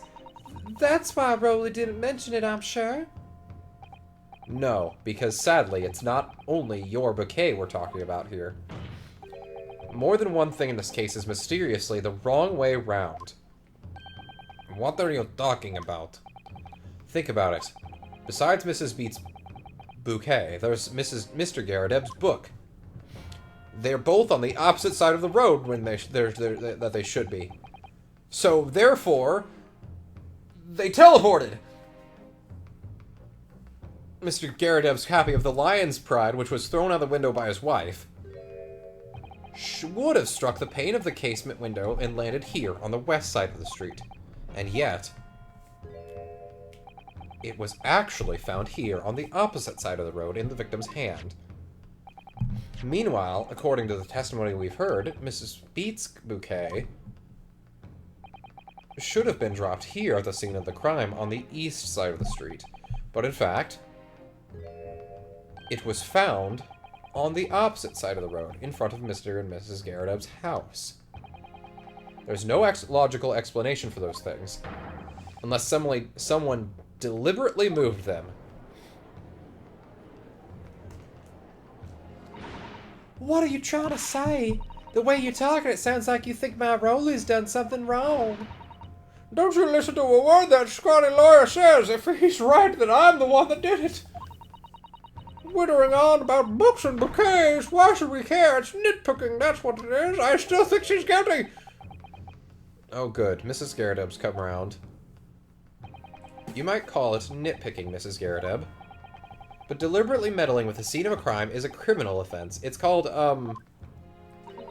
tampering, Mr. Naruhodo. But the person responsible for this tampering cannot admit to it, for a very subtle but compelling reason. Objection! Who do you think fucking did it? You've barely heard the term before. You're right! Tell us, my learned friend, who would possibly have had cause to carry out such an elaborate deception? Yes, there was someone who tampered with the scene of the crime that evening. All the evidence and all the testimony points to that one particular person! Counsel, do it! Do the thing. Do the la-la. Well, obviously, it was the victim herself! No. Take that! The victim got up, walked across the street, and collapsed again. Constable Rolly Beat, it was you! What? A policeman? A member of Scotland Yard? What nonsense! Why would my Rolly do something like that? I have proof! There's no one straighter than my husband. No Bobby works more tirelessly for the people of London. Mrs. Beat, you said in your testimony that your husband was the straightest person you knew. Well, I have evidence that that's fucking wrong. The 15 minutes that you were absent from the scene is the only opportunity anyone had to tamper with it. You're making it up. It's all nonsense. It's all lies. What about that Japanese man with the whiskers? I bet it was him. He did it. Nope. If that were true, Constable Beat would have seen him do it. Oh. And forgive me for pointing it out, but when you dropped your bouquet, Mrs. Beat, it was after the defendant had fled the scene. Well... Objection! First, you make accusations about the landlord and his wife, and now you incriminate a policeman as well. But your accusations lack one very important thing. No, actually, they do not. You claim the crime scene was tampered with. But there is only one reason anyone would commit such a reckless crime: to hide something. That's right, he's right. But my husband and I just happened to be there, that's all. So why would we have anything to hide? It doesn't make sense. You've offered no motive for this alleged tampering. And until you do... Oh my god. My life flashed before my eyes. Your accusations are nothing but empty threats. Constable Beat had a very good reason for wanting to tamper with the... Even the game's like, yeah, you should know this at this point. Mr. Naruhodo, have you managed to solve this mystery? Counsel, you have made a very serious accusation against a London police officer. I bet you fucking have the evidence to back it up, my dude. If you're mistaken, I'm sure I need not point out that your reputation as a lawyer will be irrevocably damaged.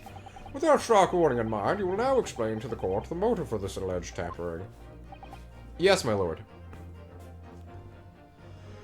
It's simple enough, actually, if you have more than 2 brain cells. Was to hide Where the victim fell.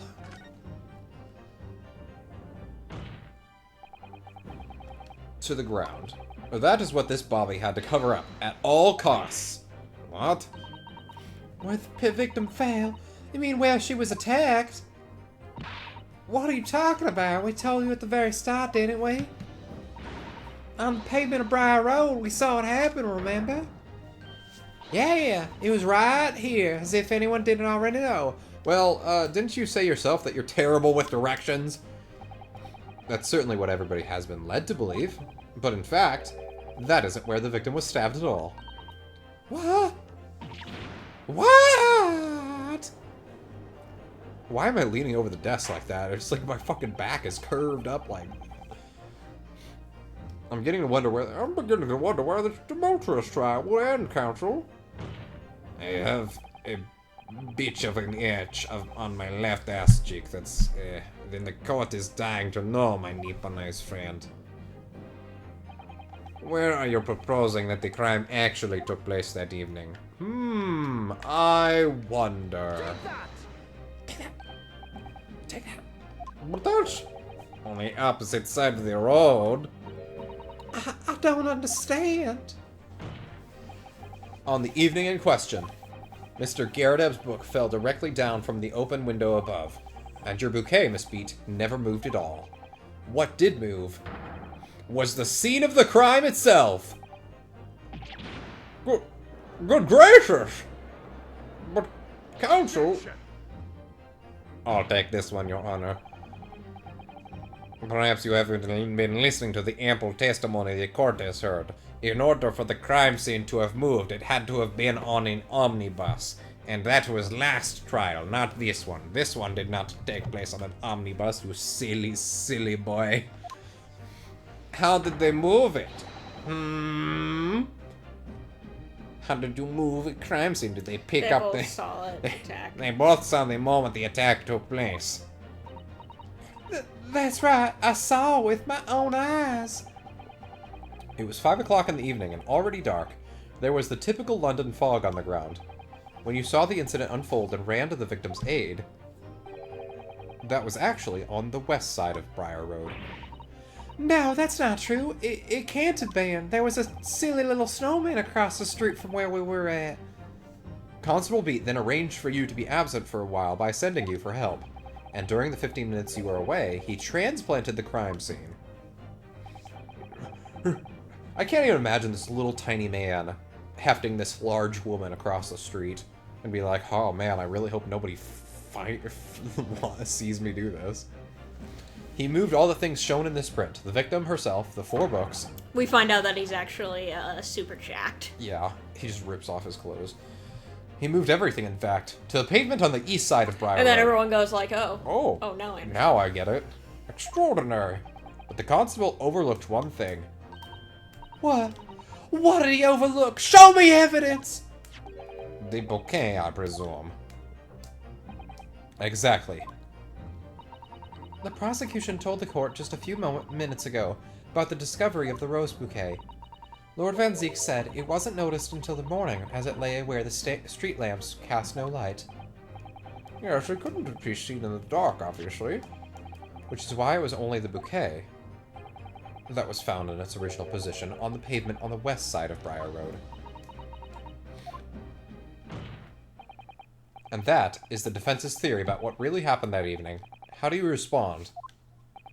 Constable Broly Beat.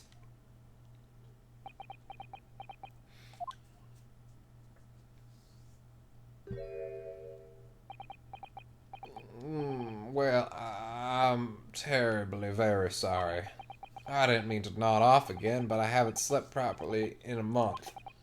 Did I miss anything important? Oh, Broly! Isn't it? It isn't true, is it? What that law said all is lies, isn't it? I know it is because you're the most upstanding, righteous man I know. Let's go with that. I had a dream, a terrible dream. All the things I did that night, everything come out, everything exposed.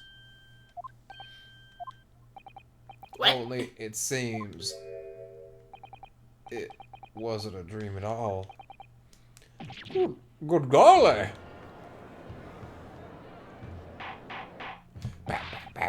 Order! Order! Order up! What on earth is the meaning of all this? Oh, Rolly, why? Why would you do something like this? Moving a corpse is is a criminal offense, isn't it? It was worth it for the lobster. Wishing the victim dead should be one too. Oh, wait, yeah, because it's not a corpse. Constable, explain yourself. Why would you do this? As a respected member of Scotland Yard, your duty is to protect the good people of London Town. I mean, I'll take this one, Rolly. I gotcha. What? I really am ever so sorry about all this, for damaging the Yard's reputation, for everything. I have a possible explanation. Yeah. For why on that particular evening, Constable Beat felt compelled to move the scene of the crime. I can think of one reason. What? How could you possibly know? You, a foreigner, presuming to understand the mind of a Scotland Yard policeman. Not a policeman, but of a man. But of a man. What is a man?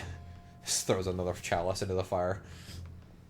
And yet, Lord Von Jeeks, it is this foreigner who has uncovered the startling truth of the matter thus far. I ask the prosecution to not go when I'm talking, please. I believe it would be beneficial to the court. Shut Von Jeeks, I will slap the shit out of you, sir. It would be beneficial to the court to hear this extraordinary young lawyer's theory. Counsel for the defense, if you please. Yes, my lord. Now then, I think you had better show us some evidence. At once, my lord. England, Japan, it makes no difference where you come from. Human emotions are the same.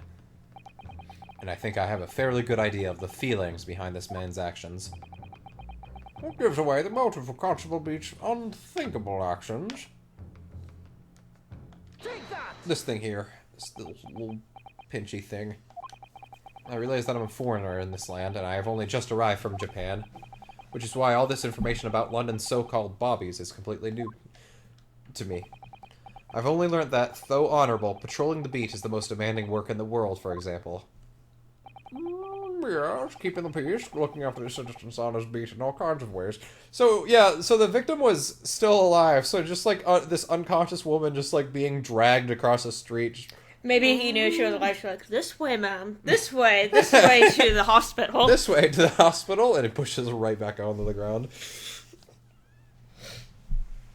Keeping peace, looking after the citizens on his beat in all kinds of ways. There's no doubt that the young bobby is charged with a great deal to do each day, certainly. But for Constable Beat, the day in question was special. Special? How? On account of this bouquet, my lord. Oh, yes. It was our very first wedding anniversary. Constable Beat had worked so hard to be able to afford this simple gift for his wife, and was so looking forward to taking her out for a celebratory meal when he and Mrs. Beat stumbled upon the crime along Briar Road. When he saw that shadowy figure through the fog collapse on the pavement ahead of him, what must have gone through the man's mind? Well, shit, I need to work on my day off! But sir, just that one particular day I was looking forward to celebrating my wedding anniversary. Mrs. Beat puts up a lot being married to a bobby like me. I wanted to show my dear wife how much I care.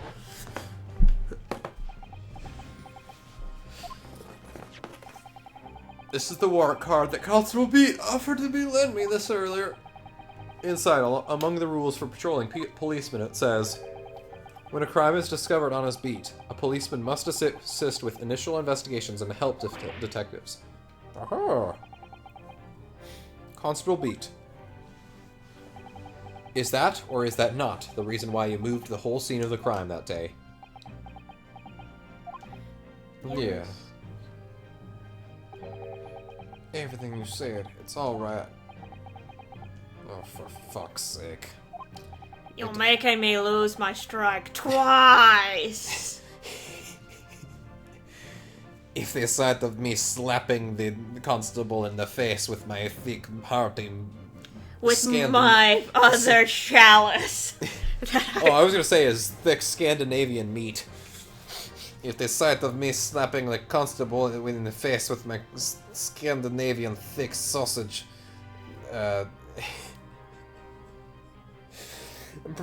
causes offense, I pray forgive the discourtesy. It all has to do with the boundary of your beat. And my meat. Slap, slap, slap. Exactly. To summarize, the incident actually occurred on Constable Beat's beat. Oh, that's weird. It's like your name is a pun. Constable, do you realize the gravity of what you have done? Yes, sir. It was the first time since I became a copper that I ever cursed God. Stay close to me, Pat. The criminal could be still lurking around here somewhere. As we ran over to the scene, I had every intention of doing my duty as a police officer. We've got to report this to the station as quickly as possible. But then it dawned on me. I realized where we were, where the victim was lying, and what that meant for me. When a crime is discovered on his beat, a policeman must assist with initial investigations and help detectives. Why here? Why did this have to happen here? But you're off the clock! So... No matter what time, because that is his No, beat. I'm questioning, like, who would have his beat when he's not working, right? Like, you know what I mean? I think it would just be the beat over. If he notices, they'd have to call him in. Yeah, why? I actually really like this case a lot. It's a cop's job to guard the scene of the crime, so I told Pat she'd have to go to the nearest police box and fetch whoever was on duty there. It was then when I opened my mouth to speak. It just came out. I couldn't believe the words that were coming out of my own mouth.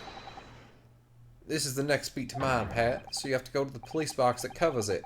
Turn right along Mearsham Street and then...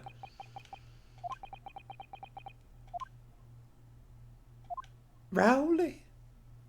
Why'd you stop talking? Oh, boo-hoo.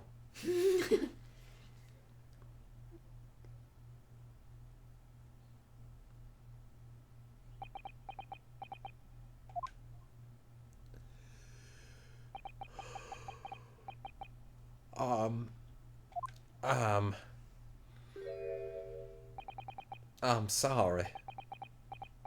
I'm so sorry. Oh, Constable, I forgive you. He finally put the thing out of his mouth. I just wanted, just that one night, to take my Patricia out for dinner. Oh, Rowley. Just that one night. I quit being a police officer. You knew that if the incident was on your beat, your evening of celebration would be ruined, and so you decided to move the entire crime scene outside your jurisdiction, not thinking it would have any sway on the case. Just across the street to the east pavement of Briar Road, which falls under the neighboring beat's care. It was worth it, my lord. You see, I thought... Well, I was sure the victim was dead, you see. I beg your pardon? Oh, of course I did. Otherwise, my Rolly would never have left the poor woman on the freezing cold pavement. It's so fucking messed up. Oh no.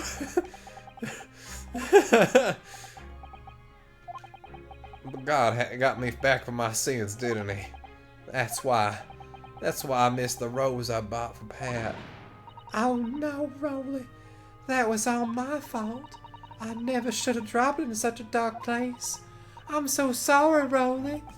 I should have helped you cover up Yeah, this should crime. have helped you cover up your crimes. And can you tell us, Constable, how many books did you move from one side of the road to the other in total? Oh, 4 was, yes, sir, definitely, 4. 3 of them dropped by Mr. Natsume, and the 4th being the one that fell from the window upstairs in the McGarradeb household, of course. But What made you place that book in the victim's hand? When all the others were scattered haphazardly around, I mean. Oh, well, sir, that's because that's how I found it. Oh, you found it? What do you mean? When we first ran over to the scene, the victim was already holding the book, so when I moved everything, I made sure it was still in her hand. You're sure it was this book, The Lion's Pride, that the victim was holding? Oh yes, sir, no doubt about it, sir. Interesting. Oh god, what do we have to do now? I thought we were done. I thought that we were just doing the closing statements. I thought it was an open and shut case at the time, you see. There were only the two people at the scene, and Pat and me both saw it happen. However which way you looked at it, it had to be the fellow who ran off who'd done it. I thought. I couldn't see the harm, really. I didn't think moving at all across it. I keep going back to the fact that a fucking knife fell out of the window, stabbed a woman, and then he moved her across the street completely independently. And that's the whole reason that Mr. Natsume is even accused of the crime. Like, holy shit, what a coincidence. She's like, I'm gonna be nice and pick up this book. Oh god, there's a knife in my back now. I suppose this is it for me now. I've had it. My lord. Yes, Lord Van Geest. I believe that concludes the cross-examination of the witnesses. I've got nothing else to say. Constable, you may withdraw. Yes, Mr. Prosecutor, sir, what will become of my Rowley? What will happen to him? Well, he won't be a constable for much longer, I predict. For now, you are free to go home. Your police will contact you in due course. Please don't punish my husband. This was all my fault if I hadn't gotten married. So I guess I'm always moaning at him for coming home late. leave it now, Pat. Let's go home. I'm tired. All right then, my love. One last thing, Constable. Sir, let this be a lesson to you. In a criminal investigation, every detail matters, however insignificant it may seem to you. Yes, sir. Carve that lesson in your flesh! And your mind too, I guess. Never again make the mistake of tampering with the scene of a crime. Never again, sir. You mean to say? Leave. No, this trial is not yet over. I'm not going to give away this I'm mess. I'm not going to give this up that easily. No, I'm not going to ruin a man's life, and I know when I am beat. Oh, quite a startling revelation, I might say. Whoever thought of a third party transmitting the entire scene of a crime like that? Indeed, my lord, it's almost unheard of. Now, Nevertheless, there are some immutable facts here. Principally, my finger. That the accused, Mr. Soseki Natsume, is the only person who could possibly have committed the— What the fuck is wrong with you? Objection. I think we've proven enough that that's... No, I'm still going to fight this. You are going to have to pull it out of my mouth yourself. You're gonna pull it out of me yourself. Ryunosuke, one frame goes all the way, like his hand reaches across the room and squishes his cheeks. Shut the fuck up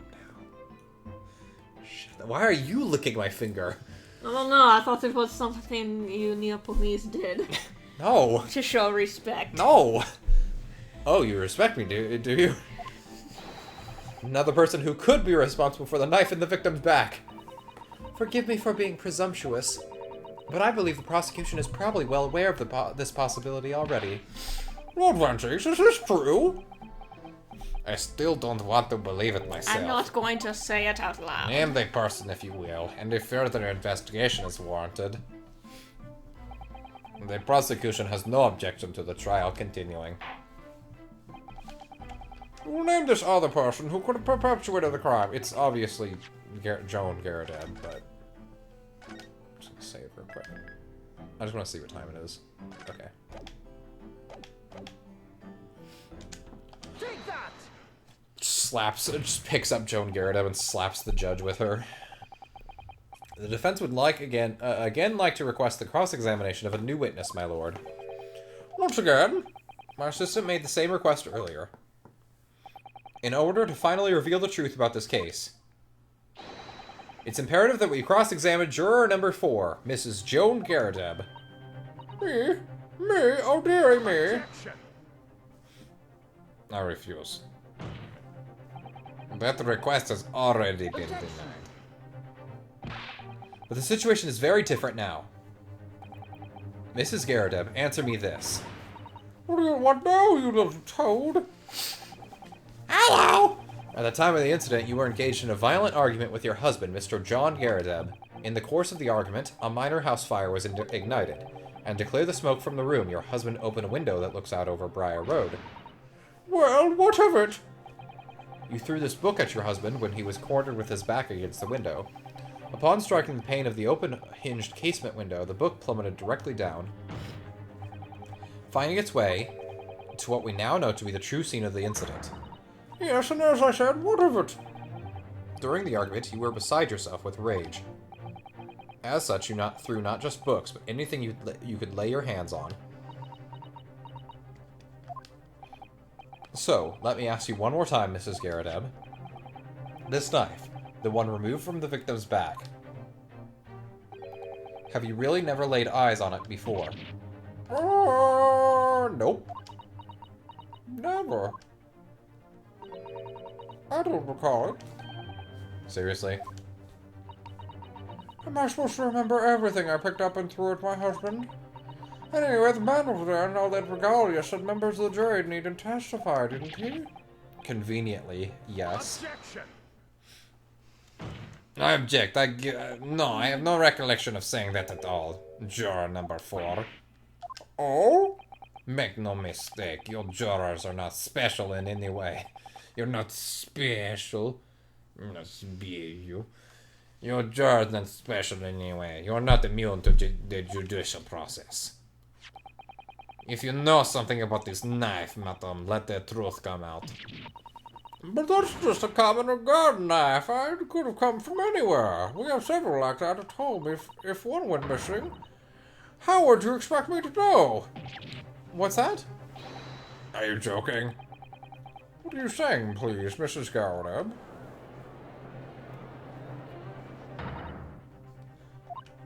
Now you listen to me. I refuse to believe all this nonsense.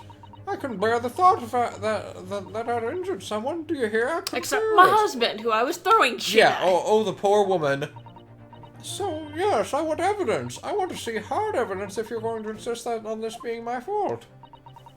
You're going to have to prove to me that I threw that knife is what do you think? Come along now. We'll do, It's gonna be the chip. Fingerprint analysis. The what? The chip? The tip is yeah. broken. I thought you said ship. Take this stand, juror. Oh, fuck! The prosecution does not object to the defense's request to cross-examine this woman. I just want this to be over with at this point. Thank you, Lord Van Zieks. I'm going to have to testify. Juror number 4. As I'm sure you will appreciate, having observed it with your own eyes today, witness testimony can lead to the most extraordinary truths being unearthed, truths of which the witnesses themselves may not even have been aware. Oh, dear me. So I'm to demand your full and unadulterated testimony, Mrs. Garrideb, and mark my words, in this court of law today, we shall extract the truth. Do you concur, counsels? I was biting my lip. Certainly, my lord. Oh, that's what I'm hoping for, my lord.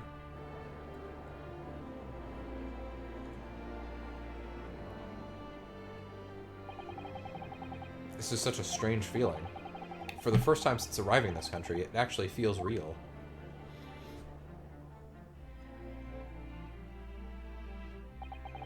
I'm here, in the Old Bailey, and I'm a lawyer.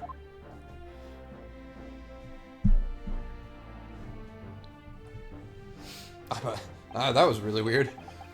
Witness, state your name and occupation. Oh, my name is Joan Garrideb, and I'm, well, I'm a juror and such like. It sounds like even she doesn't know if she's a housewife or a maid or what anymore. The court has decided that your testimony is required in order to clarify matters in this case. Do you understand, madam? Yes, my lord. You will tell the court everything that took place in your household on the evening in question. Remember when we got the actual, like, thing with Mr. Sholmes? Like, we did the dance of death around the Garrideb household. We're like, yeah, this is cool and all, but it doesn't really have any relevance to the case. Holy shit! It had every relevance to the case. Do not attempt to hide from the truth. Oh, dear me. Chin up, Johnny. Nothing to worry about now. Oh, I didn't know you were here, John. Yes, I'm here too. Wasn't only you in that room that day, old thing, was it? Rather think I have to testify as well, don't you? Oh, but what about your knee, dear? Don't you worry about that. Hardly notice it. I'm not the sort of chap to leave a comrade to face disciplinary action alone. Oh, John. I presume... whoa, what the fuck? I presume I presume you are Mr. John Garrideb. Yes, sir. Former second lieutenant of the 3rd Regiment of the 4th Northumberland... What the fuck? Whatever. Northumberland Fusiliers, sir. Seen my fair share of action and now living the quiet life, as it were. The quiet life, or you're not engaged in an incendiary battle with your spouse on the day in question. Ah, well, yes, I am quiet. Quiet. Quack. I believe this may represent a certain and proud history of the British court. Calling a juror to the witness stand is unprecedented. Really? That's never happened before? However, the court will hear your testimony now, juror number 4, and that of your Well, yeah, because every other defense lawyer is incompetent. Yeah. Besides us. Yeah, except for us. You will recount clearly and precisely events in your home at the time of the incident in question. Sir, at once.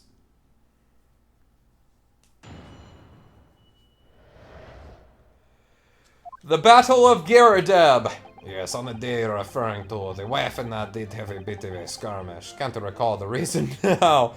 Yeah, okay. Knocked a Kent stick over and set fire to the carpet. Soon had it out though and got the window open. Meanwhile, I was picking up whatever I could find to throw at him. Plenty of knives around our place. Can't say I'd noticed if 1 or 2 went missing, I'm afraid. If that barley thing in the victim's back really was one of ours, you'll have a job proving it, I think. Okay, so I'm gonna press on this, not the last statement, but like the one where he's like, 1 or 2 might have gone missing or whatever. Oh, I don't know, entirely one-sided assault, it seems. The enemy got us on the help, sir. Had no choice but to dig in and take defensive measures. To be honest, if the enemy had kept shelling us for another minute, we'd have been toast. Of course, a veteran such as myself is only too aware that on every battlefield you're just a gnat's whisker from death at any moment. Are we still talking about a marital quarrel here?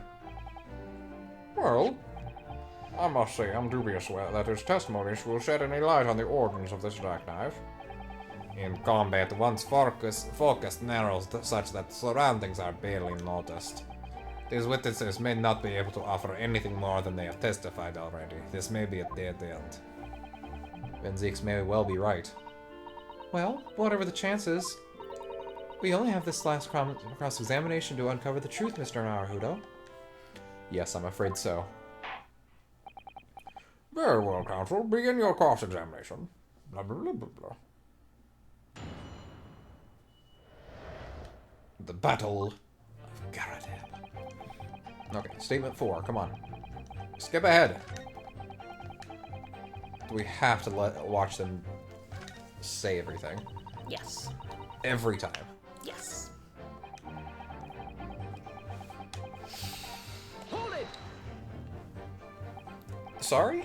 Would you care to elaborate? No, nothing to say. Rather partial to a spot of carving, you see. Pipes and whatnot. Fishing tackle, you know the sort of thing. Here's a parcel we both share. I like to carve little wooden trinkets too. And then there's my leather work. I'm sorry to say we're always losing knives about the place. And we have dozens of the things. I sell them at the market sometimes, 20 for the price of 19. Needless to say, I snap them up. What? 20 for the price of 19? What a steal! For less. John prefers to use 2 knives at meal times too, instead of a knife and fork. Wow! No, John, we don't want people think. Ah! Why are you putting tea in my thing? Here we go again with the scaldings. Why are they being so evasive? I imagine it's because they don't actually want to believe it. They can't bear the thought that it might have been one of their knives that injured the victim. Which is entirely understandable, of course, but still. Go on with your testimony, witnesses. Sir. Can we look at the history real quick?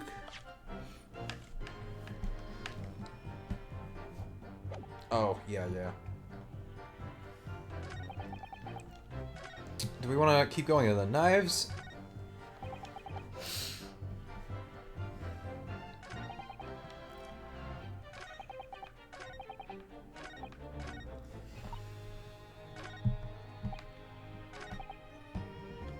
Hold it! I'll try that at least. So you have no intention of admitting it was your knife. Oh, wait, hold on. Let me look at the knife again. Yeah, there's no, like, No, like, carving. I think you're going to have to prove the tip, which is chipped. Yeah, I was like, thinking, because it's been a while since we looked at it, did it have, like, initials somewhere? I guess I'd be wrong. Yeah, the tip is definitely chipped. Hold on. No. I was like, wait, maybe there's the chip is in the book, but that's silly. We would have found it a long time ago.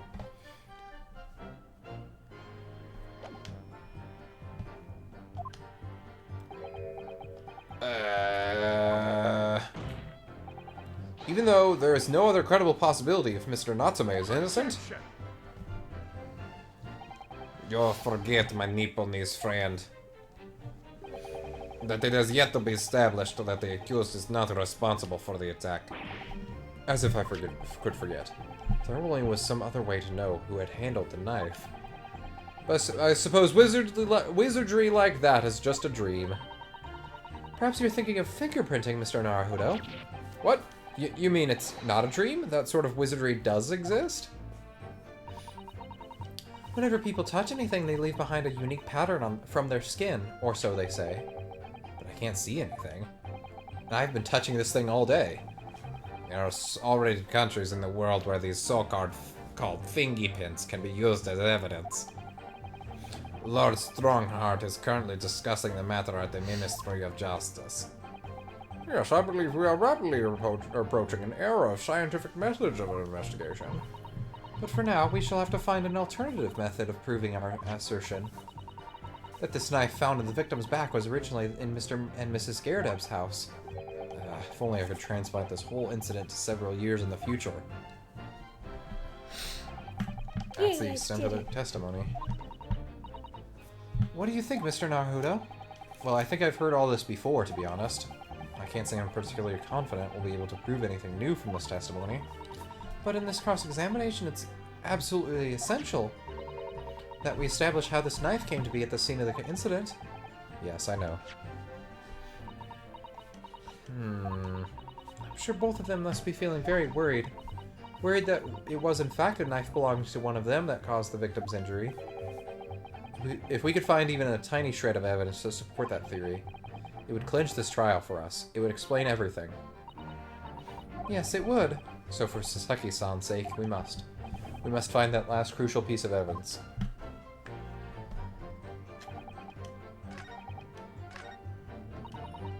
Hold it! Even though the room was on fire?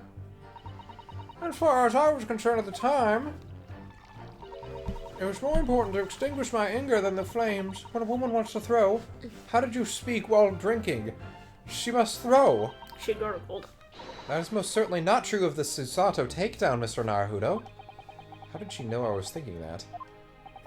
So, please cast your mind back and try to remember. Was a knife among the items you threw at your husband that day? Maybe. In all honesty, I don't recall. But I feel I must point out that I'm no monster. Let me see. Some bread, a cabbage, garlic, a towel, and a sponge. A napkin. What was that noise he made just now? Excuse me.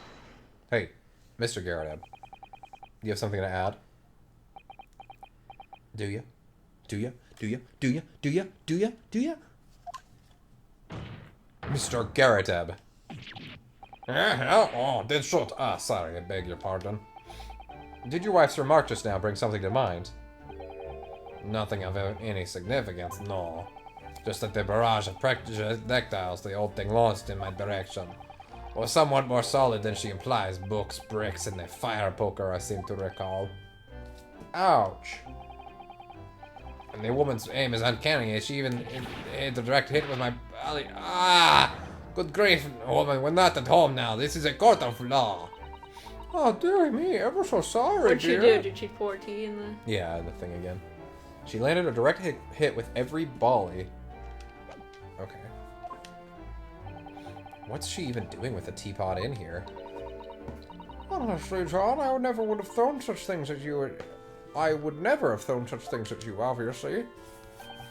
Well, take a look at this then. How do you suppose that happened, Your pipe, sir. I had this thing in my hand as usual at the time of the onslaught. Knocked it clean out with one of her soft projectiles, she did, yes. And when I went to pick the thing up, it was broken in two. I'd like to see a sponge do that sort of damage. Wait a second. I see, your pipe was broken. It would never have been sent flying unless it was hit by something pretty solid. Anyway, I've managed to bandage the thing up for now. Ah, you are one to exaggerate, aren't you, my dear? I wonder what we should make of this account. It could be important. The defense believes Mr. Garreteb's remarks just now could be to be of great significance. These war veterans' words only tell us one thing. Betray a fiery wife and pipes, as well as hearts, may be broken. Sentimental wisdom, perhaps, but hardly worthy of adding to the formal testimony. Indeed, common sense, one might say. Might one? In that case, would you at least permit us to examine the pipe, sir? Well, I don't see why not. Oh, dear me, there you go again, trying to integrate your... ingratiate yourself with a young lady. Oh, she's like, there you go again, dear. Being flirty. Alright, here he comes. I hope I didn't speak out of turn, Mr. Naruto. I was just feeling rather disappointed for you that your request was turned down. Oh no, it's fine.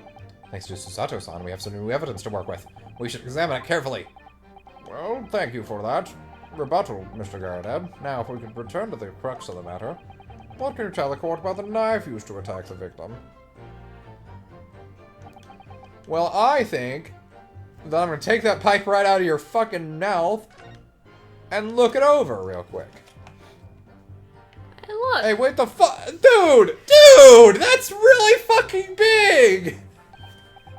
Something just twinkled inside the chamber of the pipe there. Oh my god. I did not think it would be in the pipe. Yeah, I thought it would be. We have to unwrap the bandages and it would be there or something. Something stuck in there, I think. What the fuck do you think it is? What's this? It's a tiny fragment of metal. It looks like the tip of a blade or something. Surely it could be. Oh no. Well, let's examine that now. It's just a tiny piece of metal we found in the chamber of Mr. Garreteb's pipe. It looks like the tip of a blade or something. The tip of a blade? The tip of a blade, you say? I don't really know. There's just something nagging me, but I can't quite put my finger on what it is. Perhaps in that case, it would be wise to examine some of the other pieces of evidence. Let's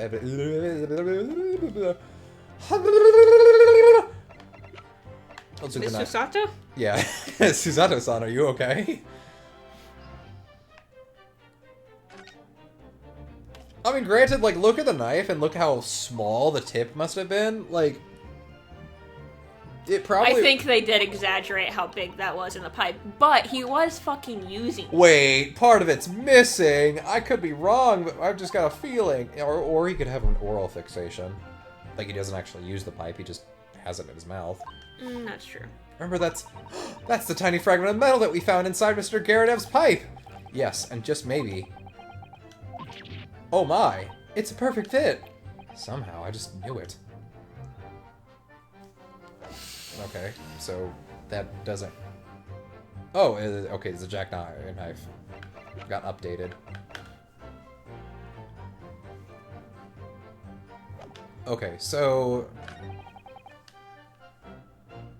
It's this statement for sure, but what do I need to... I think it's either the knife or the fucking... The tip. I think it is the knife, actually.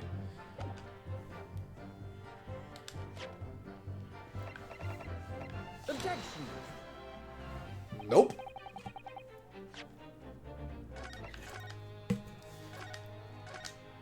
Well, it's something with this evidence.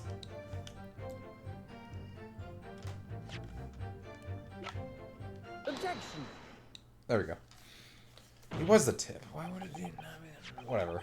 Mr. Garrett, could I ask you to take a good look at this, please? You can ask, but I don't see a bally thing. You can't. You used to call me Dead-Eyed Deb back in the regiment, of course, but that was some time ago now. Even when I'm trying to enjoy a large print book by the fire these days. I struggle to tell a B from a D and a P from a Q, to be honest. Oh, he does, dear me. It's rather wearing being asked about it every other letter and every other word. You must be very dizzy. What is that? A tiny scrap of metal? Yes, almost certainly from the tip of that of a blade. And what may appear at first to be just a tiny scrap is in fact a crucial piece of evidence. Interesting. And where did the defense come by this evidence? It was lodged in the chamber of Mr. Garadeb's pipe. My pipe, you say? By Jove, I wonder how that got there. What precisely does this fragment of metal signify, Counsel? I was suggesting that it is some way related to the matter of the stabbing on Briar Road. Schmeck. I am. What? When put together with another piece of evidence already in the court record, goddammit, I believe this tiny fragment of metal will unravel the whole truth of this case, my lord. No! His seat of his pants is burnt off. His butt is burnt off. You appear rather confident in that extraordinary statement, Counsel. Very well, then, present the pertinent evidence to the court. What evidence, when paired with this fragment of metal, allegedly reveals the truth of this entire case? It's the fucking knife. Take that! I'll throw the knife at your head. This is the knife that was found in the victim's back. If you look closely, you will see that there is a small piece at the very tip of the blade that is missing. I think that's every mystery in this case. I think we're done. A combination with the inferior blade sold at unsavory street market 20 for the price of 19. Peh, I spit on them. Criminals who use them regularly leave the tips lodged in their victims' bones. Why would you stab a bone? What of this particular knife? No doubt its tip has suffered a similar fate, now languishing somewhere near the spine of the victim. Nope. That's not the case. The tip of this particular knife's blade is the very fragment of metal we discovered in the chamber of Mr. Garadeb's pipe. Ah, my heart! Good grief, Lord Van Zeeks! I don't believe it. My heart has stopped pumping blood. The knife from the crime scene and this fragment of metal are a perfect match. Good golly Scully! Oh god! She's standing on a box! Order, order, order! It's just some sort of Eastern sorcery. Yes, of course, that's what it is. This is no magic, my lord. This is a miracle. A miracle? So Van Zeus has figured it out, has he? Counsel, explain this extraordinary coincidence at once. Yes, my lord. The crucial point we have to ask ourselves here is when did the fragment of metal find its way inside Mr. Garadeb's pipe? Something that was clarified for us in the most recent witness testimony. I had this thing in my hand as usual at the time of the onslaught. Knocked the clean out with one of her soft projectiles she did, yes. Would never have been sent flying unless it was hit by something pretty solid. Oh dearie me. During the argument between these two that occurred just as the victim was on the pavement below, Mrs. Garadeb flung this knife at her husband. However, the knife missed Mr. Garadeb, instead striking the pipe in his hand at the... Can you imagine if it had hit him? We'd have a completely different murder on our hands. Which caused the tip to break off, of course. Oh, Lord! Yes, and that is when the tiny tip of the blade found its way inside Mr. Garadeb's pipe. The chances of that are 1,000,000 to 1!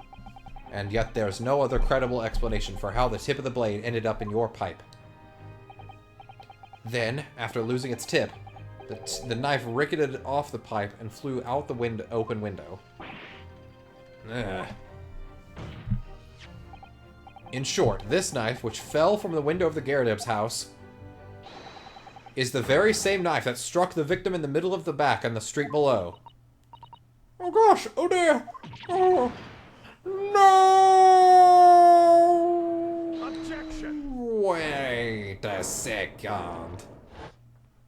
I have yet to object and throw my last glass. I did not bring the last 3 glasses. This is my last one for the day. A full-bodied theory, I'll give you that. A complex bouquet of seemingly trivial points plausibly arranged to create an almost passable vintage. But isn't it way more likely that the defendant just fucking stabbed a woman in the street? Come on, man. Don't make this hard on me.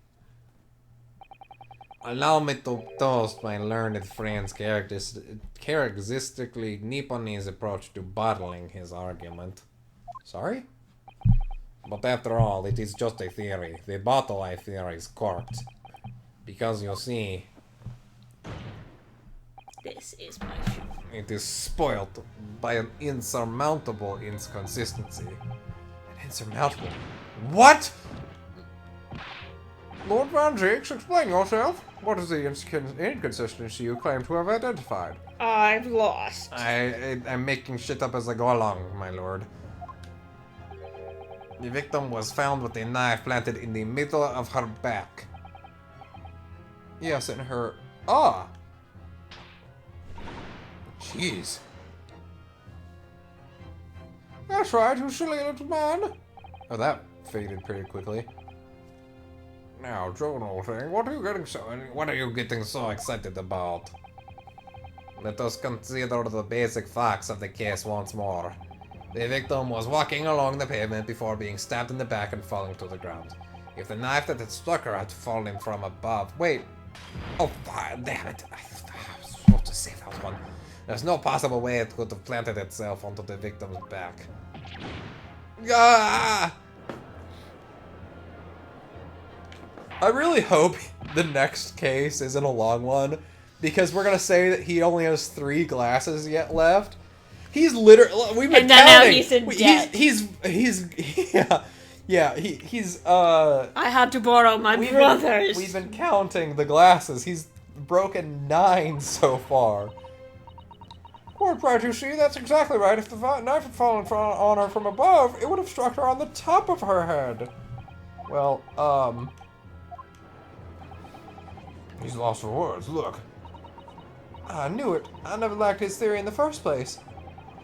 I don't know, though, what really did happen.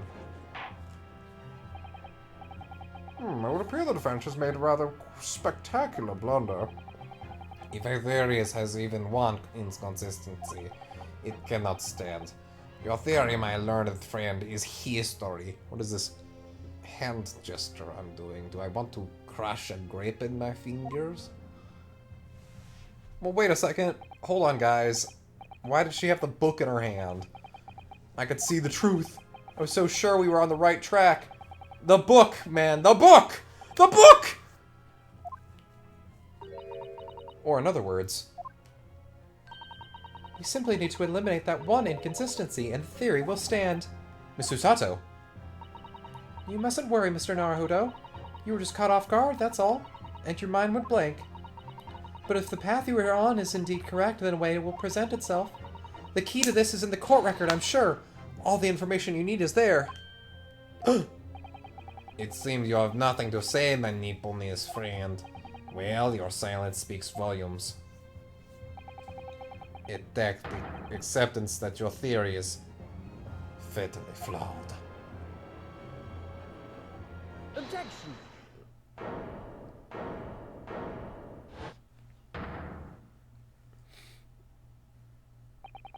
This inconsistency doesn't mean I was on the wrong track. It means that I need to sharpen my mind and dig deeper for the truth. It's a test. Yes. If the knife fell on the victim from above, there's no way it could have hit her in the middle of her back unless she has a slouch. Under normal circumstances, that is. What are you implying? Would you like me to fix the TV? Sure, if you would. Oh, no. You knew I was gonna do that. Yes, I did. Counsel?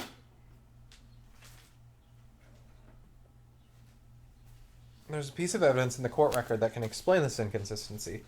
What did you do? Did you hit the fucking...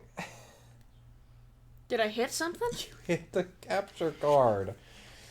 Oh, I'm sorry. Don't touch the capture card! Okay, resyncing again. God, so many tech issues for this recording. Ready, and 1, 2, 3. 1, 2, 3. 1, 2, 3. 1, 2, 3. Okay. Ready? I feel bad, but yes. We're right there. Right there. We can explain how that can explain how the victim, the knife that had fell from above, could have. Wait, what are we on? Oh no. What are you implying, counsel? Pierce the victim's back. We already have the answer. Goodness. Utter madness. Surely this must be the last time. Counsel, present the evidence of which you speak. It's the book. Dum-dum. This is the last inconsistency, the final piece in the puzzle. If I can successfully make sense of this, the truth will be laid bare at last. The evidence that explains... Take that!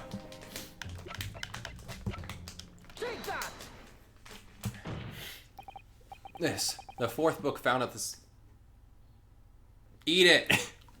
I know you want to. The fourth book found at the scene. This is the final piece of evidence the defense will present.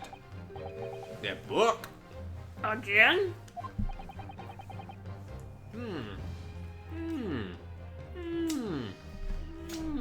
My book!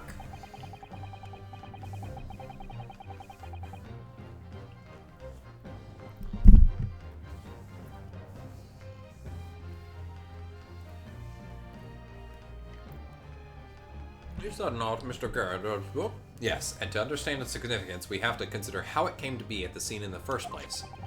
This photographic print clearly shows the book in question, and the victim holding it in her hand. But as we all know now, it was the police constable that put the book between her fingers like that. Which it's part of his wholesale transplanting of the crime scene to the opposite side of the road. That's true. However, as part of his testimony, Constable Beat made an extremely enlightening statement on that point. But what made you place that book in the victim's hand? Oh well, sir, that's because that's how I found it. When I first ran out of the scene, the victim was already holding the book, so when I moved everything, I made sure it was still in her hand. Wait, I actually want to check the options real quick. Gameplay, text skip.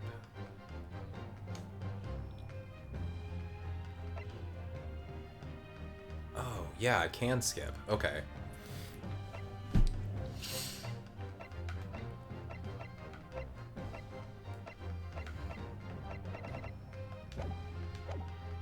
Okay, there we go. In other words, the victim had already picked up the book of her own volition, and clearly that must have been before she suffered the knife wound. Well, I should say so. After being attacked with a knife, I don't imagine she'd have been doing much of anything else. So the question becomes, why did the victim have that book in her hand? By jingo! I think I may be beginning to see what may have happened now. Oh dear me! Fuck. We know that the book fell on top of from the top floor of the Geradev household to the pavement below, at precisely the moment that the victim was walking past. Yes, at exactly that moment, the young woman was walking along the street in the light fog, when all of a sudden, a book fell right in front of her. The book I threw?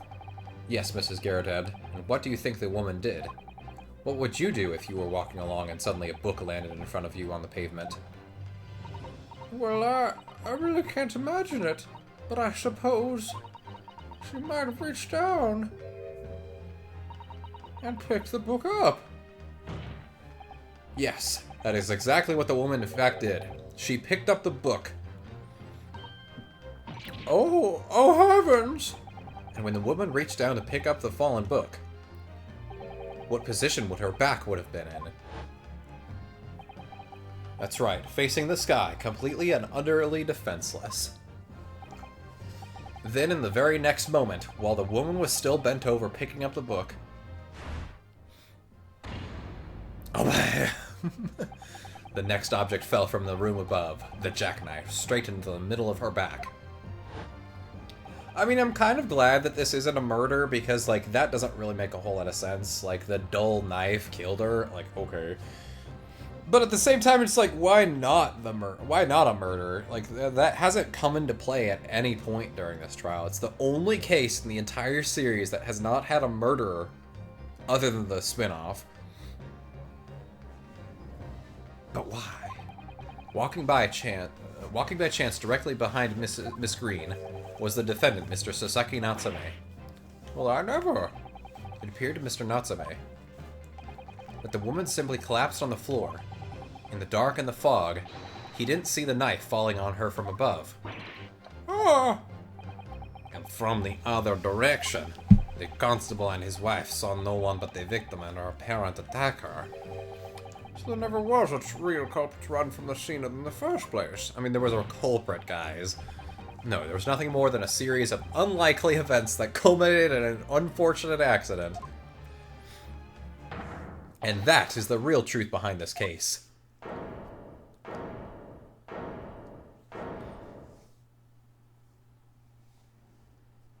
Well, Mr. and Mrs. Geradev?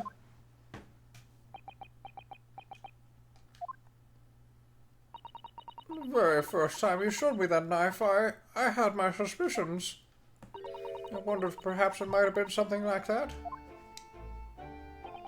There they are all being. Oh, Mrs. Geradev. Oh, of course, I never meant for anything of the sort to happen, but it was all my fault, wasn't it?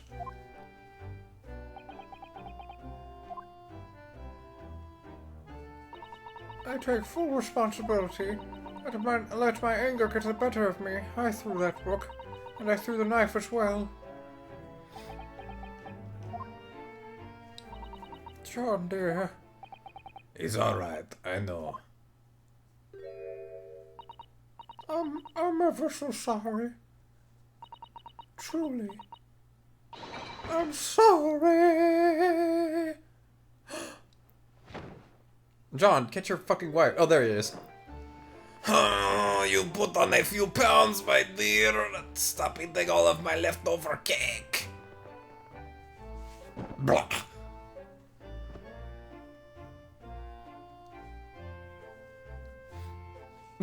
I have a question. If she's still the juror, does she have to vote not guilty on herself? Lord Van Jakes, what news of Mrs. Gardabb?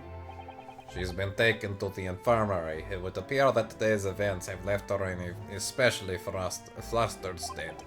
However, I believe she will recover in due course. There is no cause for concern. Yes, unbeknownst to themselves, they caused what could easily have been a terrible tragedy. They shall have to prepare themselves for the consequences of their actions. There is some good news, however, my lord. I have just had word from the hospital where the victim is being treated. Her condition is improving steadily, and the doctor believes she will regain consciousness soon.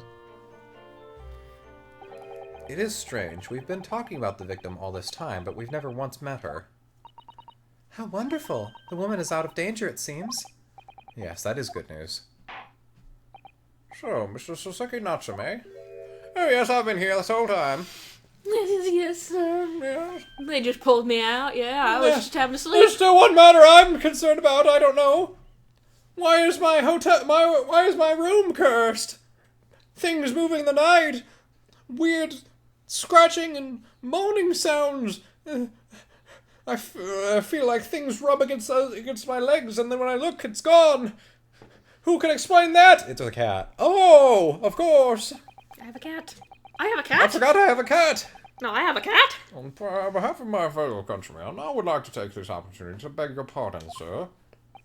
You came from your distant eastern homeland to study our great British culture, and have been repaid with immeasurable unkindness. Please accept our heartfelt apologies.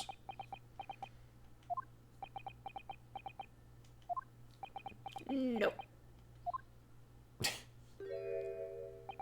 No, it is me who should be begging your pardon.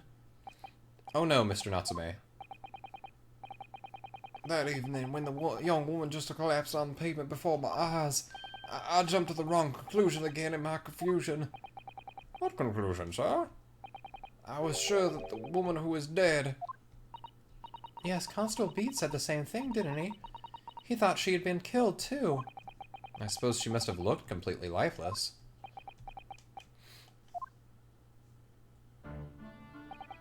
It's been about a year since I arrived in Great Britain now, but I still can't get used to life here. I can't relax. I'm sure there are evil spirits lurking in the fog, like they're haunting me. Poor Soseki-san. His imagine really has got the better of him. Yes, poor man. So when it happened, I thought the young woman had been taken by the fog spirits. What? I should never have dropped my books like that and run away. I should have called for help, for a doctor, for the police! I mean, would have been probably the same outcome either way. Oh, if he had helped, the other two probably would have been like... I mean, this is Ace Attorney. You gotta remember that. They usually arrest the first person on the scene. Instead, I managed to create a rift in the relationship of trust between our two empires, and for that, I'm truly sorry.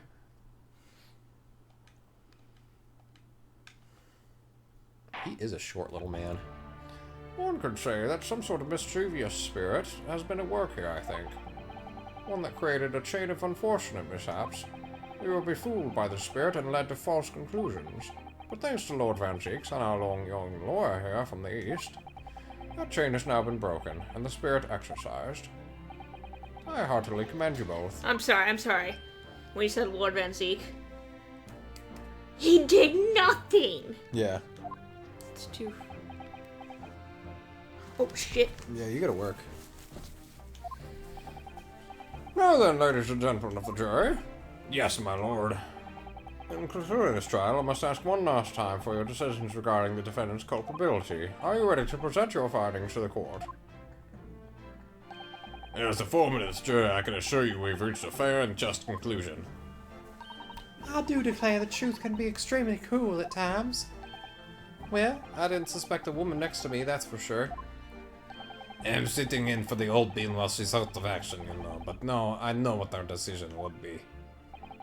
Does this mean I'll finally be able to get out of here and start work? Well, it's about time. I see, I'll have a corker of a story to tell the grandchildren when I get home, won't I?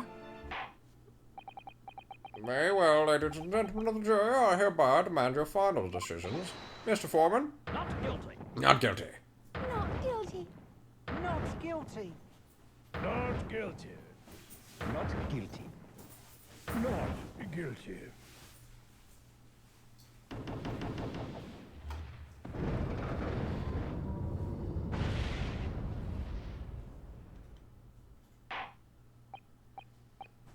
Very well, Mr. Saseki Natsume, I hereby pronounce you not guilty. Hooray! Wrap that up with a little bow, nice and sweet.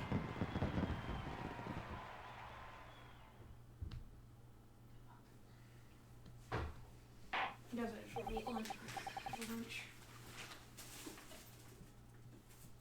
You can buy some fast food probably. I'm trying not to spend too much money, but true. Oh, grab some cake. It won't be healthy, but you can grab some cake. Put that in a little container. Put the cake in the container. I'm already a little late.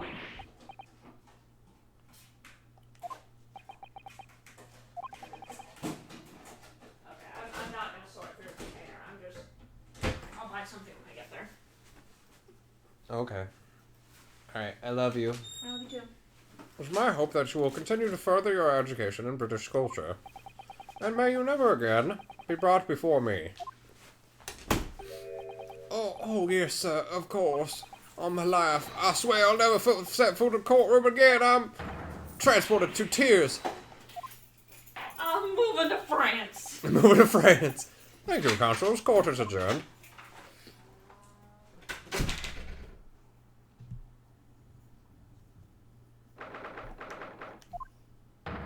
Oh, locum.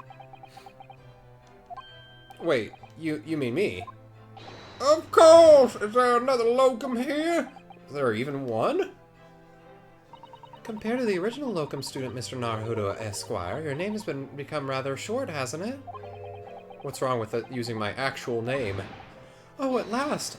Oh, at last I'm free! I'm free! Joyful, joyous, jubilant jubilation! Heady, hearty happiness, hurrah! Oh, I am pleased. Mr. Natsume is delighted. Would it be so hard just to say that, then? Locum, you did it! You saved me from the brink! Well, what happened to the poor woman was in no way your fault, after all. I'm just glad everyone can see that now. No, not that! Lovely lawyer, locum lawyer! Yes? I mean, as I said before, I've just never got used to life here in Great Britain. Every time I look over my shoulder, I see foreigners. I see that towering brick buildings. And from high up windows, I see them looking down on me, laughing. Look at that little hunchback. Oh dear, I'm sure it's all in your head, Mr. Natsume. But today, you locum lawyer gave my gloom the boot. You stood firm behind that baronial bench before all those babbling British. You battled to the bitter end, laying bare the baffling truth. And when I beheld the blinding fireworks among the beams of the Bailey's roof, I bellowed, "Behold the best barrister ever born!" Well, that's very flattering, and we're all very pleased for you, for your bees. Your alliterations.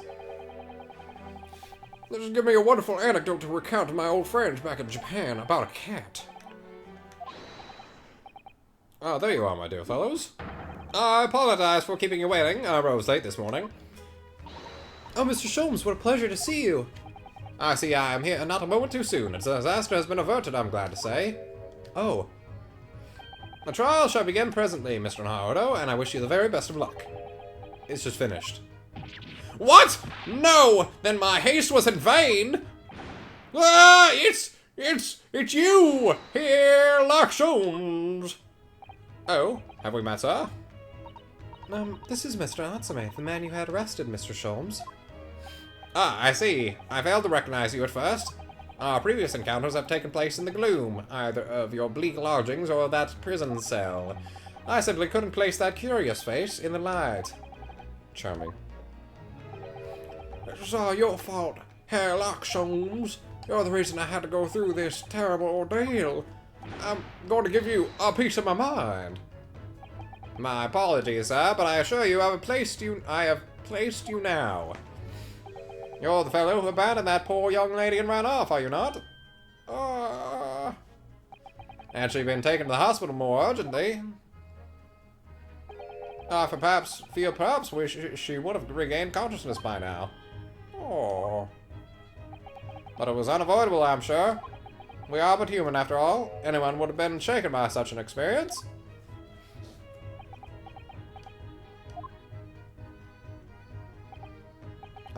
I do feel very bad about how I behaved. Well, never mind. Now then, what was it that you wanted to say to me, sir? Forget about it. Nothing. Ah, ha, ha, ha, ha! Priceless. Oh, I am sorry, really, but... that was quite priceless. Poor Sasaki-san. Still, on the bright side, you've had an extremely entertaining experience without paying a penny. And it would seem you were not even found guilty. But there is no bright side. Whatever you mean, Mr. Natsume? Even after this, I'm still cursed by the spirits and now by the Reaper. Ah, Lord Van Zeeks. I haven't forgotten, you know, what facing that man in court means. Even if you're found not guilty, you're still doomed! It will be alright, Mr. Natsume. If the Reaper appears trying to make trouble, I will protect you. Hiya! Why me?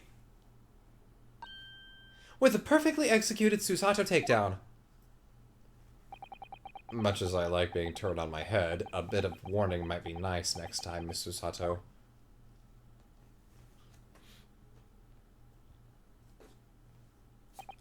So, Mr. Natsume, what do you intend to do now? You mentioned something about recounting your experiences to your friends back in Japan? Yes, I'm fleeing the country as fast as I can. Yes, I intend to return to my homeland soon. Oh! It has already been a year since I arrived here in Great Britain. I've visited universities, libraries, bookshops. I've been honored with the tutelage of professors. I've learned so much about the wealth of literature here and the city it has shaped.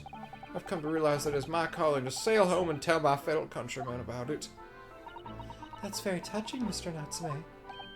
Or, in perhaps less veiled terms, you wish to withdraw halfway around the world to escape the terror of the Reaper's curse. That's not it at all! I see through my lies. The more I learn of literature, the more the strange feeling claws at my insides. I feel compelled to return to my roots and attempt to pen a work of my own. Oh, I see. A work of literature by Soseki-san. Could be an interesting read. And what about Miss Susato and yourself, Mr. Naruto? Sorry, what about us? Will you return to Japan alongside your mustachioed compatriot? Why would we? A week has not yet passed since we arrived in London. And now, only now does it feel as though we finally found our feet. And you are accommodated in a hotel at present, are you not? That's right, but we need to find lodgings before it bankrupts us. I've calculated we can only afford another 10 nights before our entire budget is exhausted. Well then, you could take my lodgings. Oh, the windowless room. But what it lacks in windows, it more than makes up for with a floor, a ceiling, and walls. Great. And of course, I'll be happy to leave behind the cursed evil spirit. Oh my, an evil spirit? Oh yes, it tries to suffocate you while you sleep. It's infallible wake-up call. We'll think about it, if that's alright. Perhaps I can offer a more welcome alternative. Would you consider taking lodgings with me? Really?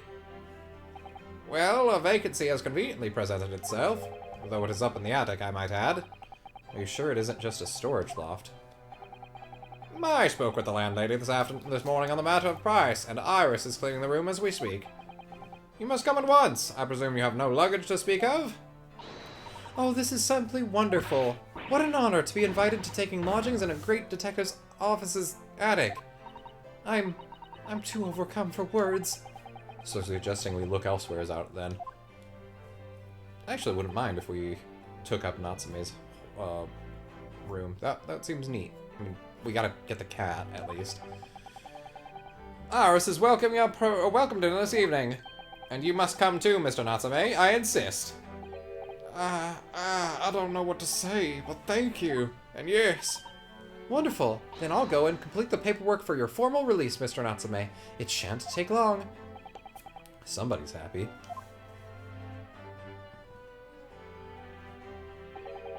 Welcome. I knew that you wouldn't let me down. I'm truly delighted to have met you here in London. Likewise, Mr. Natsume. It's been a privilege meeting you too. It's a shame that we're going to have to say goodbye so soon. Well, I've come to realize that I belong in Japan. But Locum, we'll meet again one day. Yes, I'm sure. And hopefully by then I'll be a successful lawyer. Hopefully by then I'll be a successful author. And hopefully by then I'll be a successful detective. Well, my dear fellow, our carriage appears to have arrived.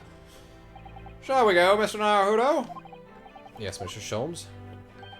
I've little doubt Mr. Natsume will be released in time for dinner this evening. He's gonna fucking die. And so, with Sasaki-san's innocence successfully established, we rode with Mr. Sholmes to what was to become our new home, 221 Baker Street. B Baker Street. Here comes the cutscene. Nope. Still going on with this fucking story, I guess. That's fine. So this is to be our new office, yes? Our office. I rather like the sound of that. Me too. It's simply wonderful, isn't it? I hope you can see this, Kazuma. It's only a small step. But I'd like to think we're getting a little closer to your dream now. So, my dear fellows, how do you like the place? Oh dear.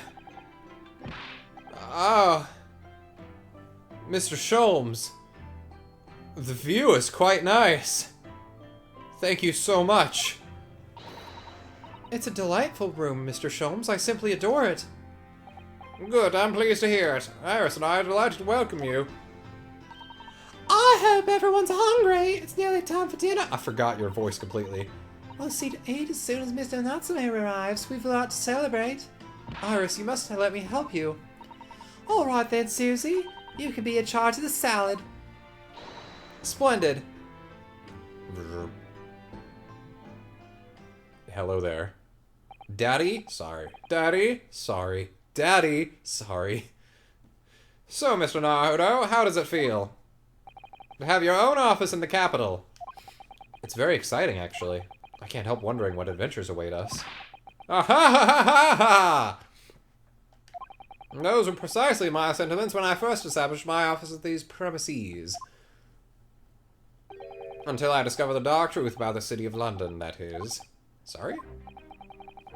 London is a glorious place full of wonder, opportunity, prosperity, and mirth. But the brightest lights cast the darkest of shadows. Shadow? What do you mean? Well, I believe you're fully aware of the murkiness that lies beneath London's facade already. 2 cases you've already been involved in. So once again, Mr. Naruto. Whoosh. My nipple. Welcome to my London. Welcome to London. Yeah, that. Not my London. Of course, at the time, I had no idea of the significance of those words Mr. Sholmes so casually spoke. But it wasn't long before my turn came. to lift the facade and see the true depth of the murk that lay behind it. End.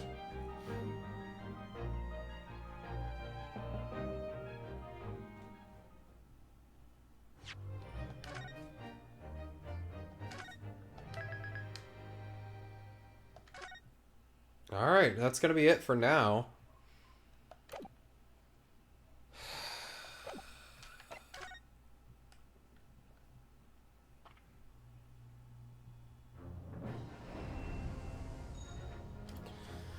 Thank you for joining us for Side by Side Plays. I'm Shikuquaza. We'll be back more soon enough with more Great Ace Attorney Chronicles, Episode 5, the Unspeakable Story, I think it was called. And that's the end of the game. Last chapter coming up now. See you guys next time.